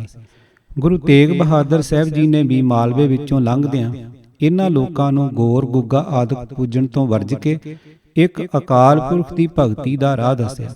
ਸਾਬੋ ਕੀ ਤਲਵੰਡੀ, ਭੀਖੀ ਤੋਂ ਅਗਾਂਹ ਪਿੰਡ ਦਲਿਓ, ਅਲੀਸ਼ੇਰ, ਖਿਆਲਾ, ਮੌੜ, ਮਾਈਸਰਖਾਨਾ ਆਦਿਕ ਤੋਂ ਹੁੰਦੇ ਹੋਏ ਸਤਿਗੁਰੂ ਜੀ ਸਾਬੋ ਕੀ ਤਲਵੰਡੀ ਅਪੜੇ। ਇੱਥੇ ਗੁਰਦੁਆਰਾ ਦਮਦਮਾ ਸਾਹਿਬ ਹੈ। ਤਲਵੰਡੀ ਵਿੱਚ ਸਤਿਗੁਰੂ ਜੀ ਕਈ ਦਿਨ ਟਿਕੇ। ਇੱਥੋਂ ਅਗਾਂਹ ਧਰਮੂ ਦਾ ਕੋਟ, ਬੱਛੋਆਣਾ, ਗੋਬਿੰਦਪੁਰਾ, ਸੰਘੇੜੀ ਤੇ ਗੁਰਨਾ ਆਦਿਕ ਪਿੰਡਾਂ ਵਿੱਚੋਂ ਦੀ ਲੰਘੇ। ਜਿੱਥੇ ਜਿੱਥੇ ਵੀ ਸਤਿਗੁਰੂ ਜੀ ਜਾਂਦੇ ਸਨ, ਲੋਕਾਂ ਨੂੰ ਮੰਦ ਕਰਮਾਂ ਵੱਲੋਂ ਰੋਕਦੇ ਸਨ। ਚੋਰੀ ਕਰਨੀ, ਧੀਆਂ ਦਾ ਪੈਸਾ ਲੈਣਾ, ਅਜਿਹੇ ਕਈ ਕੁਕਰਮਾਂ ਤੋਂ ਬਚਣ ਲਈ ਉਪਦੇਸ਼ ਕੀਤਾ। ਬਾਂਗਰ ਦੇਸ, ਕਰਨਾਲ, ਰੋਹਤਕ, ਹਿਸਾਰ ਦੇ ਜ਼ਿਲ੍ਹੇ, ਭਾਈ ਮੀਹਾਂ, ਕਈ ਪਿੰਡਾਂ ਵਿੱਚੋਂ ਦੀ ਹੁੰਦੇ ਹੋਏ ਗੁਰੂ ਤੇਗ ਬਹਾਦਰ ਸਾਹਿਬ ਤਮਤਾਨ ਪਹੁੰਚੇ। ਤਮਤਾਨ ਹੁਣ ਰੇਲ ਦਾ ਸਟੇਸ਼ਨ ਹੈ, ਪਟਿਆਲੇ ਦੀ ਤਹਿਸੀਲ ਨਰਵਾਣਾ ਵਿੱਚ। ਇਸ ਦੇਸ਼ ਯਾਤਰਾ ਵਿੱਚ ਇੱਕ ਸਿੱਖ ਭਾਈ ਰਾਮਦੇਵ ਜਥੇ ਦੇ ਨਾਲ ਰਿਹਾ। ਪਾਣੀ ਦੀਆਂ ਮਸ਼ਕਾਂ ਭਰ ਭਰ ਕੇ ਲਿਆਉਂਦਾ ਤੇ ਸਭ ਨੂੰ ਪਿਲਾਉਣ ਅਤੇ ਇਸ਼ਨਾਨ ਦੀ ਸੇਵਾ ਕਰਦਾ ਸੀ। ਲੰਗਰ ਵਿੱਚ ਵੀ ਗਾਗਰਾਂ ਭਰ ਕੇ ਲੈ ਜਾਂਦਾ ਤੇ ਡੇਰੇ ਵਿੱਚ ਲੋੜ ਅਨੁਸਾਰ ਛਿੜਕਾਓ ਵੀ ਕਰਦਾ ਸੀ। ਤਮਤਾਨ ਅੱਪੜ ਕੇ ਸਤਿਗੁਰੂ ਜੀ ਨੇ ਉਸ ਦੀ ਸੇਵਾ ਤੇ ਪ੍ਰਸੰਨ ਹੋ ਕੇ ਉਸ ਦਾ ਨਾਮ ਭਾਈ ਮੀਹਾਂ ਰੱਖਿਆ ਅਤੇ ਉਸ ਨੂੰ ਪੂਰਬ ਦੇਸ਼ ਵੱਲ ਸਿੱਖ ਧਰਮ ਦਾ ਪ੍ਰਚਾਰ ਕਰਨ ਲਈ ਭੇਜ ਦਿੱਤਾ। ਸੋ ਮੁਰਾਦਾਬਾਦ, ਲਖਨਊ, ਬਾਰਾਬੰਕੀ, ਨਵਾਬਗੰਜ ਆਦਿਕ ਦੇ ਇਲਾਕਿਆਂ ਵਿੱਚ ਮੀਹਾਂ ਸਾਹਿਬ ਦੇ ਉਪਦੇਸ਼ ਨਾਲ ਬਣੇ ਹੋਏ ਬਥੇਰੇ ਸਿੱਖ ਵੱਸਦੇ ਹਨ।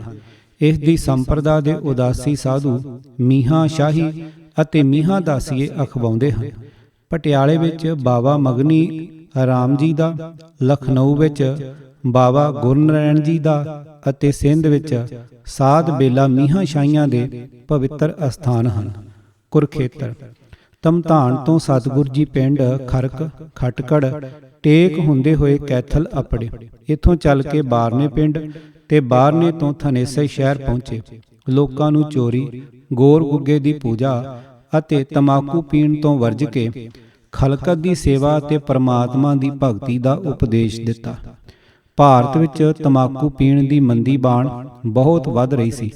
ਇਸ ਦੇਸ਼ ਵਿੱਚ ਇਹ ਚੀਜ਼ ਅਜੇ ਨਵੀਂ ਆਈ ਸੀ, ਸਸਤੀ ਵੀ ਸੀ। ਇਸ ਵਾਸਤੇ ਲੋਕ ਇਸ ਨੂੰ ਬਹੁਤ ਵਰਤਣ ਲੱਗ ਪਏ ਸਨ। ਹੋਰ ਨਸ਼ਿਆਂ ਤੋਂ ਇਲਾਵਾ ਇਸ ਨਵੀਂ ਵੱਧ ਰਹੀ ਬੁਰਾਈ ਨੂੰ ਰੋਕਣ ਦਾ ਖਾਸ ਯਤਨ ਕਰਨਾ ਪਿਆ। ਗੁਰੂ ਨਾਨਕ ਸਾਹਿਬ ਵੀ ਪਹਿਲੀ ਉਦਾਸੀ ਸਮੇਂ ਥਾਨੇਸਰ ਆਏ ਸਨ। ਸੂਰਜ ਗ੍ਰਹਿਣ ਦੇ ਮੌਕੇ ਤੇ ਕੁਰਖੇਤਰ ਲੱਖਾਂ ਹਿੰਦੂ ਯਾਤਰੂ ਆਉਂਦੇ ਹਨ। ਸਤਿਗੁਰੂ ਜੀ ਵੀ ਗ੍ਰਹਿਣ ਸਮੇਂ ਹੀ ਪਹੁੰਚੇ ਸਨ। ਗੁਰੂ ਤੇਗ ਬਹਾਦਰ ਸਾਹਿਬ ਜੀ ਵੀ ਸੂਰਜ ਗ੍ਰਹਿਣ ਦੇ ਮੌਕੇ ਤੇ ਹੀ ਗਏ ਅਤੇ ਗੁਰੂ ਨਾਨਕ ਸਾਹਿਬ ਜੀ ਦਾ ਜੀਵਨ ਰਸਤਾ ਲੋਕਾਂ ਨੂੰ ਮੁੜ ਸਮਝਾਇਆ। ਥਾਨੇਸਰ ਤੋਂ ਬਣੀ ਬਦਰ, ਕੜਾ ਮਾਣਕਪੁਰ ਪਹੁੰਚੇ। ਕੜੇ ਮਾਣਕਪੁਰ ਇੱਕ ਜੋਗੀ ਰਾਜ ਮਲੂਕ ਦਾਸ ਰਹਿੰਦਾ ਸੀ। 5 ਦਿਨ ਉਸ ਦੇ ਪਾਸ ਰਹੇ। ਉਹ ਸ਼ਰਧਾਵਾਨ ਬਣਿਆ। ਉੱਤਰ ਪ੍ਰਦੇਸ਼, ਮਥੁਰਾ, ਕਾਨਪੁਰ, ਪ੍ਰਯਾਗ, ਕਾਂਸ਼ੀ, ਕੜੇ ਮਾਣਕਪੁਰ ਤੋਂ ਸਤਿਗੁਰ ਜੀ ਸਾਰੇ ਸਾਥ ਸਮੇਤ ਮਥੁਰਾ ਪਹੁੰਚੇ। ਮਥੁਰਾ ਤੋਂ ਸ਼ਹਿਰ ਆਗਰੇ ਗਏ। ਉੱਥੇ ਮਾਈ ਥਾਨ ਦੇ ਕੋਲ ਇਸ ਯਾਦ ਵਿੱਚ ਗੁਰਦੁਆਰਾ ਬਣਿਆ ਹੋਇਆ ਹੈ। ਇੱਥੋਂ ਨਗਰ ਅਟਾਵਾ ਹੁੰਦੇ ਹੋਏ ਕਾਨਪੁਰ ਗਏ। ਗੰਗਾ ਦੇ ਕੰਢੇ ਡੇਰਾ ਕੀਤਾ। ਉੱਥੇ ਹੁਣ ਇੱਕ ਗੁਰਦੁਆਰਾ ਹੈ। ਕਾਨਪੁਰ ਤੋਂ ਗੁਰੂ ਤੇਗ ਬਹਾਦਰ ਸਾਹਿਬ ਇਲਾਹਾਬਾਦ ਪ੍ਰਯਾਗ ਪਹੁੰਚੇ। ਅਹਿਆਪੁਰ ਦੇ ਮਹੱਲੇ ਵਿੱਚ ਡੇਰਾ ਕੀਤਾ। ਉੱਥੇ ਹੁਣ ਇੱਕ ਪੱਕੀ ਸੰਗਤ ਗੁਰਦੁਆਰਾ ਹੈ। ਪ੍ਰਯਾਗ ਹਿੰਦੂਆਂ ਦਾ ਭਾਰਾ ਤੀਰਥ ਹੈ। ਉੱਥੇ 3 ਨਦੀਆਂ ਮਿਲਦੀਆਂ ਹਨ। ਲੋਕ ਉਸ ਤਰਬੇਣੀ ਵਿੱਚ ਇਸ਼ਨਾਨ ਕਰਨ ਬੜਾ ਮਹਾਤਮ ਸਮਝਦੇ ਹਨ। ਸਤਿਗੁਰੂ ਜੀ ਨੇ ਉੱਥੇ ਆਏ ਯਾਤਰੂਆਂ ਨੂੰ ਗੁਰੂ ਨਾਨਕ ਸਾਹਿਬ ਦੀ ਬਾਣੀ ਰਾਹੀਂ ਸਮਝਾਇਆ ਕਿ ਸਭ ਤੋਂ ਸ੍ਰੇਸ਼ਟ ਤੀਰਥ ਸਾਧ ਸੰਗਤ ਹੈ। ਸਤ ਸੰਗਤ ਵਿੱਚ ਪ੍ਰਭੂ ਦੀ ਸਿਫਤ ਸਲਾਹ ਕੀਤਿਆਂ ਪ੍ਰਭੂ ਨਾਲ ਮੇਲ ਹੁੰਦਾ ਹੈ। ਪ੍ਰਭੂ ਮਿਲਾਪ ਹੀ ਪੂਰਾ ਇਸ਼ਨਾਨ ਹੈ। ਪ੍ਰਯਾਗ ਤੋਂ ਚੱਲ ਕੇ ਮਿਰਜ਼ਾਪੁਰ ਗਏ। ਗੰਗਾ ਦੇ ਕੰਢੇ ਡੇਰਾ ਕੀਤਾ, ਜਿੱਥੇ ਹੁਣ ਗੁਰੂ ਕੀ ਸੰਗਤ ਹੈ। ਨੋਟ: ਉਧਰ ਲੋਕ ਗੁਰਦੁਆਰੇ ਧਰਮਸਾਲ ਨੂੰ ਸੰਗਤ ਆਖਦੇ ਹਨ। ਇੱਥੋਂ ਕਾਂਸ਼ੀ ਪਹੁੰਚੇ। ਰੇਸ਼ਮ ਦੇ ਮਹੱਲੇ ਟਿਕਾਣਾ ਕੀਤਾ। ਉੱਥੇ ਗੁਰਦੁਆਰਾ ਸਾਹਿਬ ਹੈ। ਭਾਈ ਗੁਰਦਾਸ ਜੀ ਦੇ ਉਦਮ ਨਾਲ ਉੱਥੇ ਅਨੇਕਾਂ ਸਿੱਖ ਗੁਰੂ ਘਰ ਦੇ ਸ਼ਰਧਾਲੂ ਸਨ। ਕਾਂਸ਼ੀ ਤੋਂ 40 ਕੁ ਮੀਲਾਂ ਦੀ ਵਿੱਥ ਤੇ ਨਗਰ ਜੌਨਪੁਰ ਹੈ। ਜੌਨਪੁਰ ਦੇ ਸਿੱਖ ਦਰਸ਼ਨ ਕਰਨ ਲਈ ਆਏ। ਹਮਾਯੂ ਨੂੰ ਭਾਜ ਦੇਣ ਵਾਲਾ ਸ਼ੇਰ ਸ਼ਾਹ ਸਸਰਾਮ ਦਾ ਹੀ ਜੰਮਿਆ ਪਲਿਆ ਸੀ। ਗੁਰੂ ਤੇਗ ਬਹਾਦਰ ਸਾਹਿਬ ਕਾਂਸ਼ੀ ਤੋਂ ਚੱਲ ਕੇ ਸ਼ਹਿਰ ਸਸਰਾਮ ਪਹੁੰਚੇ। ਭਾਈ ਫੱਗੋ ਮਸੰਦ ਦੇ ਉਦਮ ਨਾਲ ਉੱਥੇ ਅਗਰੈਣੀ ਬਾਣੀਏ ਬਹੁਤ ਗਿਣਤੀ ਵਿੱਚ ਗੁਰੂ ਨਾਨਕ ਸਾਹਿਬ ਜੀ ਦੇ ਸਿੱਖ ਚੱਲੇ ਆ ਰਹੇ ਸਨ। ਉਹਨਾਂ ਦੀ ਔਲਾਦ ਵਿੱਚੋਂ ਕਲਕੱਤੇ ਵਿੱਚ ਬੜੇ ਬੜੇ ਸ਼ਾਹੂਕਾਰ ਹਨ। ਗੁਰਦੁਆਰਾ ਬੜੀ ਸਿੱਖ ਸੰਗਤ ਅਤੇ ਛੋਟੀ ਸਿੱਖ ਸੰਗਤ ਦੀ ਸੇਵਾ ਬੜੇ ਪ੍ਰੇਮ ਨਾਲ ਕਰਦੇ ਹਨ। ਪਰ ਪ੍ਰਚਾਰ ਦੀ ਘਾਟ ਦੇ ਕਾਰਨ ਬਹੁਤਿਆਂ ਨੇ ਜਨੇਊ ਵੀ ਪਾਏ ਹੋਏ ਹਨ ਤੇ ਕੇਸਾਧਾਰੀ ਵੀ ਹਨ। ਗਿਆ ਸਸਰਾਮ ਤੋਂ 50 ਕੁ ਮੀਲਾਂ ਦੀ ਵਿੱਥ ਤੇ ਪੂਰਬ ਵੱਲ ਹਿੰਦੂਆਂ ਦਾ ਪ੍ਰਸਿੱਧ ਤੀਰਥ ਅਸਥਾਨ ਗਿਆ ਹੈ। ਹਿੰਦੂ ਲੋਕ ਇੱਥੇ ਆ ਕੇ ਪਿੱਤਰਾਂ ਨਿਮਿਤ ਪਿੰਡ ਭਰਾਉਂਦੇ ਹਨ। ਜਮਾਂ ਦੇ ਆਟੇ ਦੇ ਪੇੜੇ ਬਣਾਏ ਜਾਂਦੇ ਹਨ। ਬ੍ਰਾਹਮਣ ਮੰਤਰ ਆਦਿਕ ਪੜ੍ਹਦਾ ਹੈ। ਉਹ ਆਟਾ ਫਿਰ ਮੱਛੀਆਂ ਆਦਿਕ ਨੂੰ ਪਾ ਦਿੱਤਾ ਜਾਂਦਾ ਹੈ। ਪਿੰਡ ਭਰਾਉਣ ਵਾਲਾ ਆਦਮੀ ਸਮਝਦਾ ਹੈ ਕਿ ਇਹ ਖੁਰਾਕ ਮਰ ਚੁੱਕੇ ਸੰਬੰਧੀਆਂ ਨੂੰ ਪਿੱਤਰ ਲੋਕ ਵਿੱਚ ਪਹੁੰਚ ਗਈ ਹੈ। ਗੁਰੂ ਨਾਨਕ ਸਾਹਿਬ ਜੀ ਵੀ ਇੱਥੇ ਆਏ ਸਨ। ਉਹਨਾਂ ਇਸ ਤੀਰਥ ਤੇ ਪਿੰਡ ਭਰਾਉਣ ਆਏ ਲੋਕਾਂ ਨੂੰ ਸਮਝਾਇਆ ਸੀ ਕਿ ਅਕਾਲ ਪੁਰਖ ਦਾ ਨਾਮ ਹੀ ਜੀਵ ਆਤਮਾ ਨੂੰ ਚਾਨਣ ਦੇਣ ਵਾਲਾ ਹੈ। ਇਹੀ ਜਿੰਦ ਦੀ ਖੁਰਾਕ ਹੈ। ਗੁਰੂ ਤੇਗ ਬਹਾਦਰ ਸਾਹਿਬ ਵੀ ਜਦੋਂ ਗਿਆ ਪਹੁੰਚੇ ਤਾਂ ਉੱਥੋਂ ਦੇ ਪਾਂਡਿਆਂ ਨੇ ਇਹਨਾਂ ਨੂੰ ਵੀ ਪਿੱਤਰਾਂ ਨਿਮਿਤ ਪਿੰਡ ਭਰਾਉਣ ਲਈ ਪ੍ਰੇਰਿਆ। ਪਰ ਇਹਨਾਂ ਵੀ ਗੁਰੂ ਨਾਨਕ ਦੇਵ ਜੀ ਵਾਲਾ ਉੱਤਰ ਹੀ ਦਿੱਤਾ। ਪਟਨਾ ਸ਼ਹਿਰ ਪਟਨਾ ਗਿਆ ਤੋਂ ਠੀਕ ਉੱਤਰ ਵੱਲ 40 ਕੁ ਮੀਲਾਂ ਦੀ ਵਿੱਥ ਤੇ ਹੈ। ਰੇਲਵੇ ਸਟੇਸ਼ਨ ਮੁਗਲ ਸਰਾਏ, ਜੋ ਬਨਾਰਸ ਤੋਂ ਥੋੜਾ ਹੀ ਅਗਾਂਹ ਹੈ, ਤੋਂ ਪੂਰਬ ਨੂੰ ਜਾਣ ਵਾਲੀਆਂ 2 ਲਾਈਨਾਂ ਹੋ ਜਾਂਦੀਆਂ ਹਨ। ਉੱਤਰੀ ਲਾਈਨ ਪਟਨੇ ਦੇ ਰਸਤੇ ਲੰਘਦੀ ਹੈ ਅਤੇ ਦੱਖਣੀ ਲਾਈਨ ਗਿਆ ਦੇ ਰਸਤੇ। ਦੋਵੇਂ ਲਾਈਨਾਂ ਅਗਾਂਹ ਜਾ ਕੇ ਸਟੇਸ਼ਨ ਲੱਖੀ ਸਰਾਏ ਉੱਤੇ ਫਿਰ ਮਿਲ ਜਾਂਦੀਆਂ ਹਨ। ਗਿਆ ਤੋਂ ਗੁਰੂ ਤੇਗ ਬਹਾਦਰ ਸਾਹਿਬ ਉੱਤਰ ਵੱਲ ਰੁਖ ਕਰਕੇ ਪਟਨੇ ਗਏ। ਪਹਿਲੀ ਉਦਾਸੀ ਸਮੇਂ ਗੁਰੂ ਨਾਨਕ ਦੇਵ ਜੀ ਪਟਨੇ 4 ਮਹੀਨੇ ਠਹਿਰੇ ਸਨ। ਸਾਲ ਸਰਾਏ ਜੋਹਰੀ ਅਤੇ ਉਹਦਾ ਨੌਕਰ ਅਧਰਕਾ ਸਿੱਖ ਬਣੇ ਸਨ। ਇੱਥੇ ਸਿੱਖ ਧਰਮ ਦੇ ਪ੍ਰਚਾਰ ਦਾ ਕੇਂਦਰ ਵੀ ਥਾਪਿਆ ਗਿਆ ਸੀ। ਗੁਰੂ ਤੇਗ ਬਹਾਦਰ ਸਾਹਿਬ ਪਹਿਲਾਂ ਸ਼ਹਿਰ ਤੋਂ ਬਾਹਰ ਇੱਕ ਬਾਗ ਵਿੱਚ ਉਤਰੇ, ਇੱਕ ਇੰਬਲੀ ਦੇ ਰੁੱਖ ਹੇਠ। ਹੁਣ ਤੱਕ ਉਹ ਥਾਂ ਗੁਰੂ ਕਾ ਬਾਗ ਸਦਵਾਉਂਦਾ ਹੈ।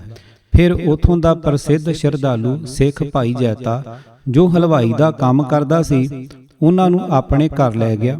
ਕੁਝ ਦਿਨ ਸਤਿਗੁਰੂ ਜੀ ਪਟਨੇ ਵਿੱਚ ਟਿਕੇ। ਫਿਰ ਪਰਿਵਾਰ ਨੂੰ ਇੱਥੇ ਛੱਡ ਕੇ ਆਪ ਅਗਾਂਹ ਅਸਾਮ ਵੱਲ ਚੱਲ ਪਏ। ਮੁੰਗੇਰ ਬਿਹਾਰ ਪ੍ਰਾਂਤ ਦੇ ਵਿੱਚ ਹੀ ਪਟਨੇ ਤੋਂ 70-80 ਮੀਲਾਂ ਦੀ ਵਿੱਥ ਤੇ ਮੁੰਗੇਰ ਸ਼ਹਿਰ ਹੈ, ਗੰਗਾ ਦੇ ਕੰਢੇ ਤੇ। ਸਤਿਗੁਰੂ ਜੀ ਪਟਨੇ ਤੋਂ ਉੱਥੇ ਪਹੁੰਚੇ। ਅਗਾਂਹ ਪੂਰਬ ਵੱਲ ਨਗਰ ਭਾਗਲਪੁਰ ਗਏ, ਜੋ ਮੁੰਗੇਰ ਤੋਂ 25 ਕੁ ਮੀਲਾਂ ਤੇ ਹੈ। ਇੱਥੋਂ ਰਾਜ ਮਹਿਲ ਪਹੁੰਚੇ। ਰਾਜ ਮਹਿਲ ਭਾਗਲਪੁਰ ਤੋਂ ਪੂਰਬ ਵੱਲ 40 ਕੁ ਮੀਲਾਂ ਦੀ ਵਿੱਥ ਤੇ ਹੈ। ਬੰਗਾਲ ਪ੍ਰਾਂਤ ਅਗਾਂਹ ਬੰਗਾਲ ਪ੍ਰਾਂਤ ਦੀ ਹੱਦ ਆ ਗਈ। ਸਤਿਗੁਰੂ ਜੀ ਨੇ ਨਗਰ ਮਾਲਦਾ ਵਿੱਚ ਡੇਰਾ ਜਾ ਕੀਤਾ। ਇੱਥੋਂ ਦੱਖਣ ਵੱਲ ਦਾ ਰੁਖ ਕਰਕੇ 50 ਕੁ ਮੀਲਾਂ ਤੇ ਮੁਰਸ਼ਿਦਾਬਾਦ ਪਹੁੰਚੇ। ਇਸ ਸਾਰੇ ਇਲਾਕੇ ਵਿੱਚ ਰੇਸ਼ਮ ਦੀ ਘਰੇਲੂ ਦਸਤਕਾਰੀ ਬਹੁਤ ਸੀ। ਰੇਸ਼ਮ ਬੁਣੇ ਬਹੁਤ ਲੋਕ ਗੁਰੂ ਘਰ ਦੇ ਸ਼ਰਧਾਲੂ ਸਨ। ਢਾਕਾ ਮੁਰਸ਼ਿਦਾਬਾਦ ਤੋਂ 125 ਮੀਲ ਪੂਰਬ ਵੱਲ ਪੂਰਬੀ ਬੰਗਾਲ ਦਾ ਵੱਡਾ ਉੱਘਾ ਸ਼ਹਿਰ ਢਾਕਾ ਹੈ। ਗੁਰੂ ਨਾਨਕ ਸਾਹਿਬ ਵੀ ਪਹਿਲੀ ਉਦਾਸੀ ਸਮੇਂ ਉੱਥੇ ਗਏ ਸਨ। ਢਾਕੇ ਦੀ ਬਰੀਕ ਮਲਮਲ ਤੇ ਰੇਸ਼ਮੀ ਕੱਪੜੇ ਦੀ ਦਸਤਕਾਰੀ ਸਾਰੇ ਭਾਰਤ ਵਿੱਚ ਪ੍ਰਸਿੱਧ ਸੀ। ਗੁਰੂ ਨਾਨਕ ਸਾਹਿਬ ਨੇ ਬੰਗਾਲ ਵਿੱਚ ਪ੍ਰਚਾਰ ਕਰਨ ਲਈ ਢਾਕੇ ਨੂੰ ਕੇਂਦਰ ਥਾਪਿਆ ਸੀ। ਜਦੋਂ ਗੁਰੂ ਤੇਗ ਬਹਾਦਰ ਸਾਹਿਬ ਢਾਕੇ ਪਹੁੰਚੇ ਤਦੋਂ ਭਾਈ ਬਲਾਕੀ ਦਾਸ ਮਸੰਦ ਪ੍ਰਚਾਰਕ ਸੀ। ਅਸਾਮ ਤੇ ਬੰਗਾਲ ਵਿੱਚ ਸਿੱਖ ਧਰਮ ਦਾ ਪ੍ਰਚਾਰ ਕਰਨ ਲਈ ਢਾਕਾ ਇੱਕ ਉੱਘਾ ਕੇਂਦਰੀ ਅਸਥਾਨ ਸੀ।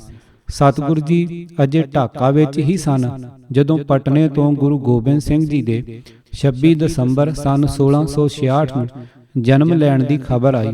ਗੁਰੂ ਤੇਗ ਬਹਾਦਰ ਸਾਹਿਬ ਨੇ ਪਟਨੇ ਦੀ ਸੰਗਤ ਨੂੰ ਧੰਨਵਾਦ ਦੀ ਚਿੱਠੀ ਲਿਖੀ ਕਿ ਸੰਗਤ ਨੇ ਉਹਨਾਂ ਦੇ ਪਰਿਵਾਰ ਦੀ ਸੇਵਾ ਆਦਿ ਦਾ ਪੂਰਾ ਧਿਆਨ ਰੱਖਿਆ। ਅਗਾਂਹ ਨੂੰ ਵੀ ਅਜੇ ਧਿਆਨ ਰੱਖਣ ਦੀ ਤਾਕੀਦ ਲਿਖੀ ਅਤੇ ਆਪ ਢਾਕੇ ਤੋਂ ਅਸਾਮ ਪ੍ਰਾਂਤ ਵੱਲ ਚੱਲ ਪਏ। ਅਸਾਮ ਪ੍ਰਾਂਤ ਦੀ ਭੂਗੋਲਿਕ ਜਾਣ ਪਛਾਣ। ਨਕਸ਼ੇ ਤੋਂ ਵੇਖੋ ਅਸਾਮ ਇੱਕ ਤਿਕੋਣ ਜਿਹੀ ਸ਼ਕਲ ਵਾਲਾ ਪ੍ਰਾਂਤ ਹੈ। ਇਸ ਲਈ ਉੱਪਰਲੀ ਬਾਹੀ ਹਿਮਾਲਾ ਪਰਬਤ ਦੇ ਨਾਲ ਸ਼ਹਿਰ ਸਦੀਆਂ ਤੋਂ ਲੈ ਕੇ ਸਿੱਧੀ ਪੱਛਮ ਵੱਲ 400 ਮੀਲਾਂ ਤੱਕ ਕੂਚ ਬਿਹਾਰ ਤੇ ਆ ਮੁੱਕਦੀ ਹੈ। ਬਾਕੀ ਦੋਵੇਂ ਤਿਰਛੀਆਂ ਬਾਹੀਆਂ ਸਦੀਆਂ ਤੋਂ ਅਤੇ ਕੂਚ ਬਿਹਾਰ ਤੋਂ ਚੱਲ ਕੇ ਲੋਸ਼ਾਈ ਪਹਾੜੀਆਂ ਦੇ ਹੇਠਵਾਰ ਮਿਲ ਕੇ ਨੁੱਕਰ ਬਣਾ ਦਿੰਦੀਆਂ ਹਨ। ਅਸਾਮ ਦੇ 13 ਜ਼ਿਲ੍ਹੇ ਹਨ: ਸਦੀਆ, ਲਖੀਮਪੁਰ, ਦਰਾਂਗ, ਤੇਜਪੁਰ, ਕਾਮਰੂਪ, ਗੁਹਾਟੀ ਅਤੇ ਗੋਆਲਪਾੜਾ। ਇਹ 6 ਜ਼ਿਲ੍ਹੇ ਉੱਪਰਲੀ ਬਾਹੀ ਦੇ ਨਾਲ ਹਨ। ਸਦੀਆ ਧੁਰ ਪੂਰਬ ਦੀ ਗੁੱਠੇ ਹੈ ਅਤੇ ਗੋਆਲਪਾੜਾ ਕੂਚ ਬਿਹਾਰ ਦੇ ਨਾਲ ਲੱਗਮਾ ਹੈ। ਬਾਕੀ ਦੇ 7 ਜ਼ਿਲ੍ਹੇ ਦੂਜੀਆਂ ਬਾਹੀਆਂ ਦੇ ਨਾਲ ਹਨ। ਦਰਿਆ ਬ੍ਰਹਮਪੁੱਤਰ ਹਿਮਾਲਾ ਪਰਬਤ ਦੀ ਹਜ਼ਾਰਾਂ ਮੀਲ ਲੰਬੀ ਧਾਰਾ ਭਾਰਤ ਦੀ ਧੁਰ ਉੱਤਰ ਪੂਰਬੀ ਗੁੱਠ ਵੱਲ ਜਾ ਕੇ ਪਾੜਦੀ ਹੈ, ਜਿੱਥੋਂ ਦੀ ਤਿੱਬਤ ਦੀਆਂ ਉੱਚੀਆਂ ਪਰਬਤੀ ਪੱਧਰਾਂ ਦੇ ਪਾਣੀ ਵਹਿ ਕੇ ਹਿੰਦੁਸਤਾਨ ਵਿੱਚ ਦਾਖਲ ਹੁੰਦੇ ਹਨ। ਇਹਨਾਂ ਦੇ ਹੇਠਲੇ ਪਾਸੇ ਗਾਰੋ, ਖਾਸੀ, ਜੈਂਤੀਆਂ ਅਤੇ ਨਾਗਾ ਪਹਾੜੀਆਂ ਦੀ ਕੰਧ ਬਣੀ ਹੋਈ ਹੈ, ਜੋ ਪਾਣੀ ਦੇ ਉਹਨਾਂ ਹੜ੍ਹਾਂ ਨੂੰ ਦੱਖਣ ਵੱਲ ਨਹੀਂ ਲੰਘਣ ਦਿੰਦੀ। ਉਹ ਅਗਾਂਹ ਪਾਣੀ ਡੂੰਘੀ ਚੌੜੀ ਨਦੀ ਦੀ ਸ਼ਕਲ ਵਿੱਚ ਸਦੀਆ ਤੋਂ ਸ਼ਹਿਰ ਧੂਬਰੀ ਤੱਕ 400 ਮੀਲ ਲਹਿੰਦੇ ਵੱਲ ਵਹਿੰਦਾ ਜਾਂਦਾ ਹੈ ਅਤੇ ਧੂਬਰੀ ਤੋਂ ਸਿੱਧਾ ਦੱਖਣ ਵੱਲ ਪੈ ਕੇ ਗੁਲੁੰਡੋ ਦੇ ਪਾਸ ਦਰਿਆ ਗੰਗਾ ਵਿੱਚ ਆ ਰਲਦਾ ਹੈ। ਇਹ ਹੈ ਦਰਿਆ ਬ੍ਰਹਮਪੁੱਤਰ।